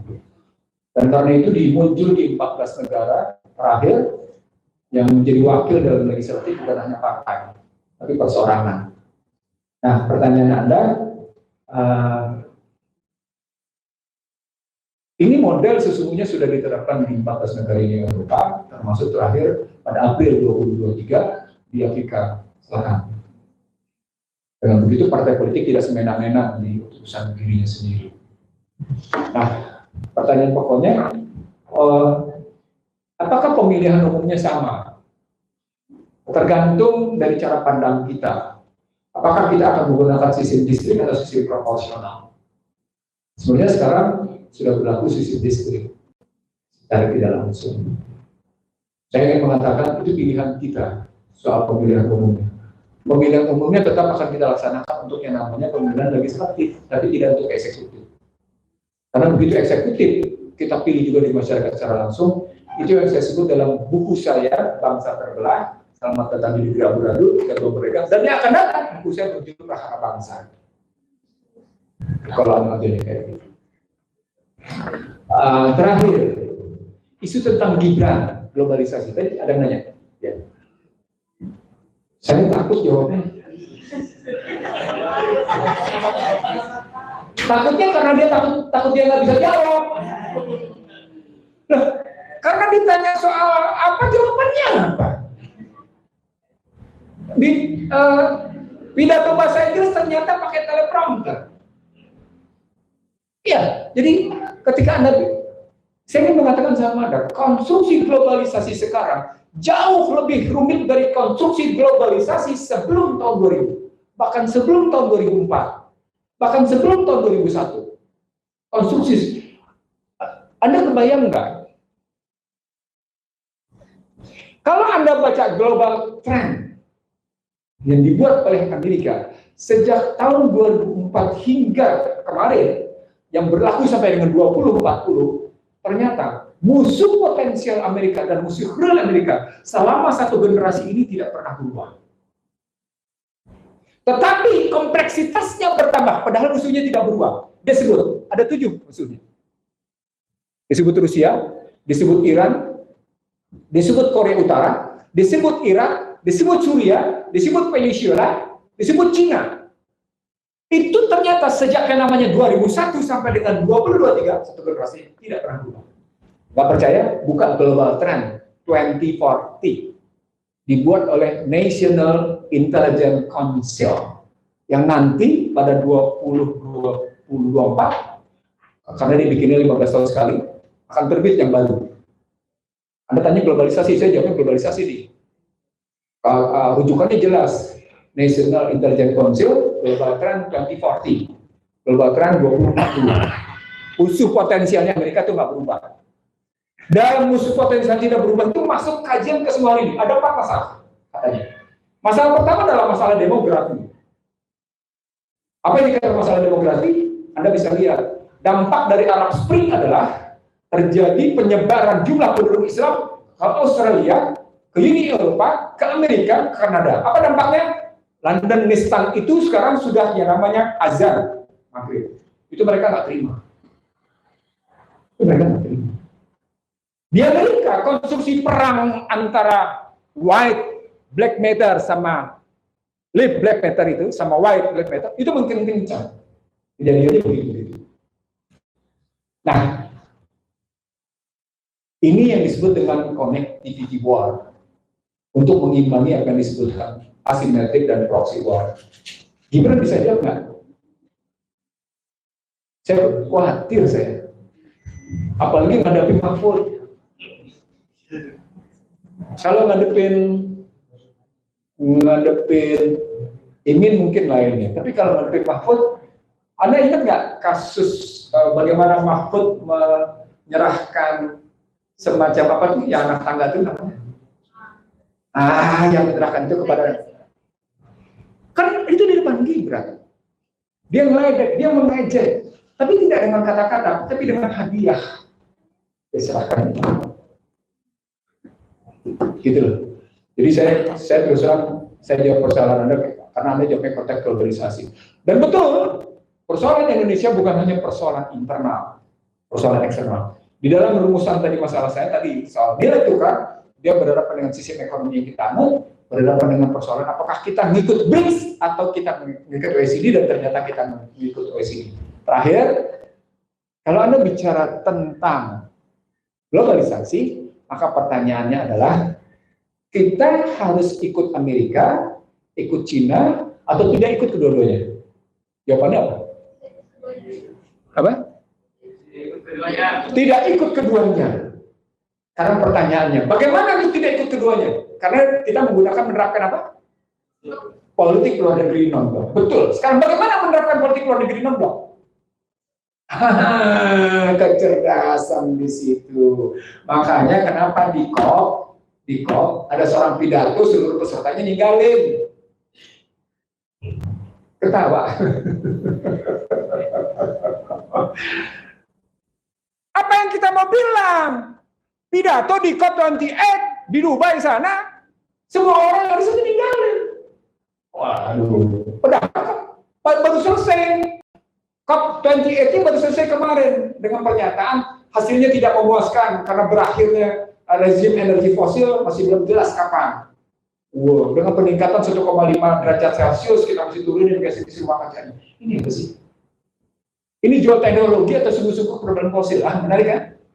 Ini jual teknologi atau sungguh problem fosil? Itu kan menarik di situ. Balik baca bukunya Naomi Klein. Saya kasih tahu sama Anda, baca bukunya Naomi Klein. Namanya Shock Doctrine. Hati-hati juga memahami Sustainable Development Goal yang kemarin di Bidakara dibikin pertemuannya Indonesia Climate Change. Wah, keren. Dengan istilah green economy. Itu istilah globalisasi. Saya nggak tahu Anda juga ngikutin apa enggak, bagaimana green economy apa? Globalisasi apa green economy? Apa? Ya apa itu ekonomi hijau? Mengurangi batas emisi, pengurangan kerja yang green, terus pengurangan penggunaan listrik yang menggunakan tenaga fosil dan sebagainya. Bagaimana menguranginya? Ada banyak cara, pembatasan misalnya. Pembatasan apanya? Pembatasan pengeluaran emisi di setiap usaha. Ya gimana caranya? Regulasi. Cukup dengan regulasi, tidak perlu dengan teknologi. Teknologinya lu punya nggak? Tidak punya. Karena itu lo beli, belanja jadinya lo disuruh, gimana sih? Lo disuruh belanja teknologi, gitu dong mikirnya. Iya, gue disuruh ngubah nih, mau tidak mau gue ngubah power plant nih, pembangkit listrik gue ngubah, tetes mobil listrik. Coba, Anda tahu nggak? Satu merek mobil kecil, kayak main gitu. Gue nggak mau nyebut mereknya, karena gue tahu harganya, gue tahu detail posisinya. Coba sampai kayak gitu, ya Allah ya Tuhanku, subhanallah. Dan Indonesia nggak bisa bikin apa-apa. Lo punya baterai pun, potensi baterai nikelnya pun lepas ke orang. Coba aku bayangkan kita ini siapa? Apa poinnya? Dalam global climate change, dalam global climate change, dalam green economy, Anda tidak lebih tidak kurang, Anda tetap menjadi konsumen. Harus konsumen inti. Itu melihat mesti. Demikian Bapak Ibu sekalian, salah menjadi tanggung jawab saya. Saya sambil dilusi, saya siap bertanggung jawab karena kebodohan dan kekurangan saya.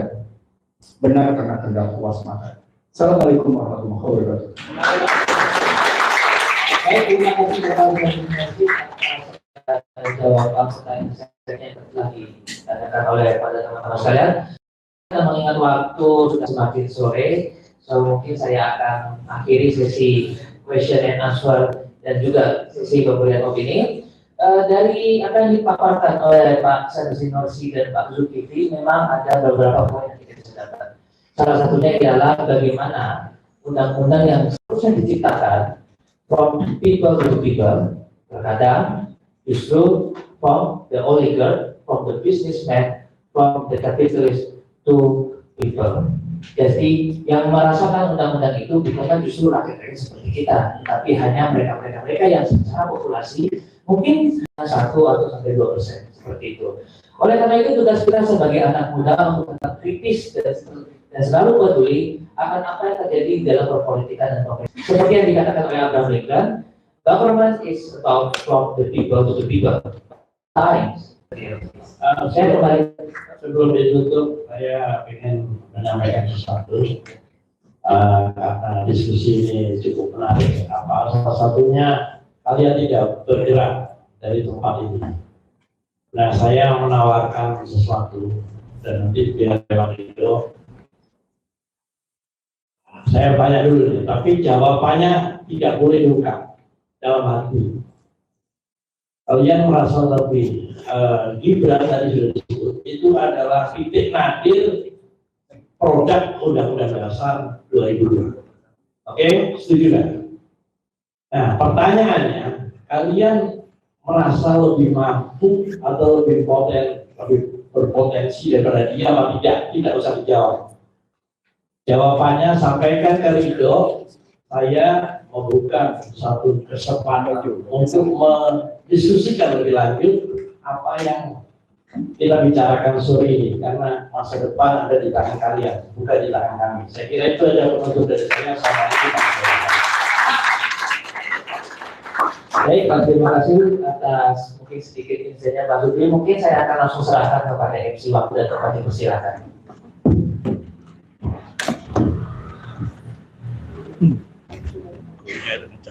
Baik, terima kasih. Semua teman-teman.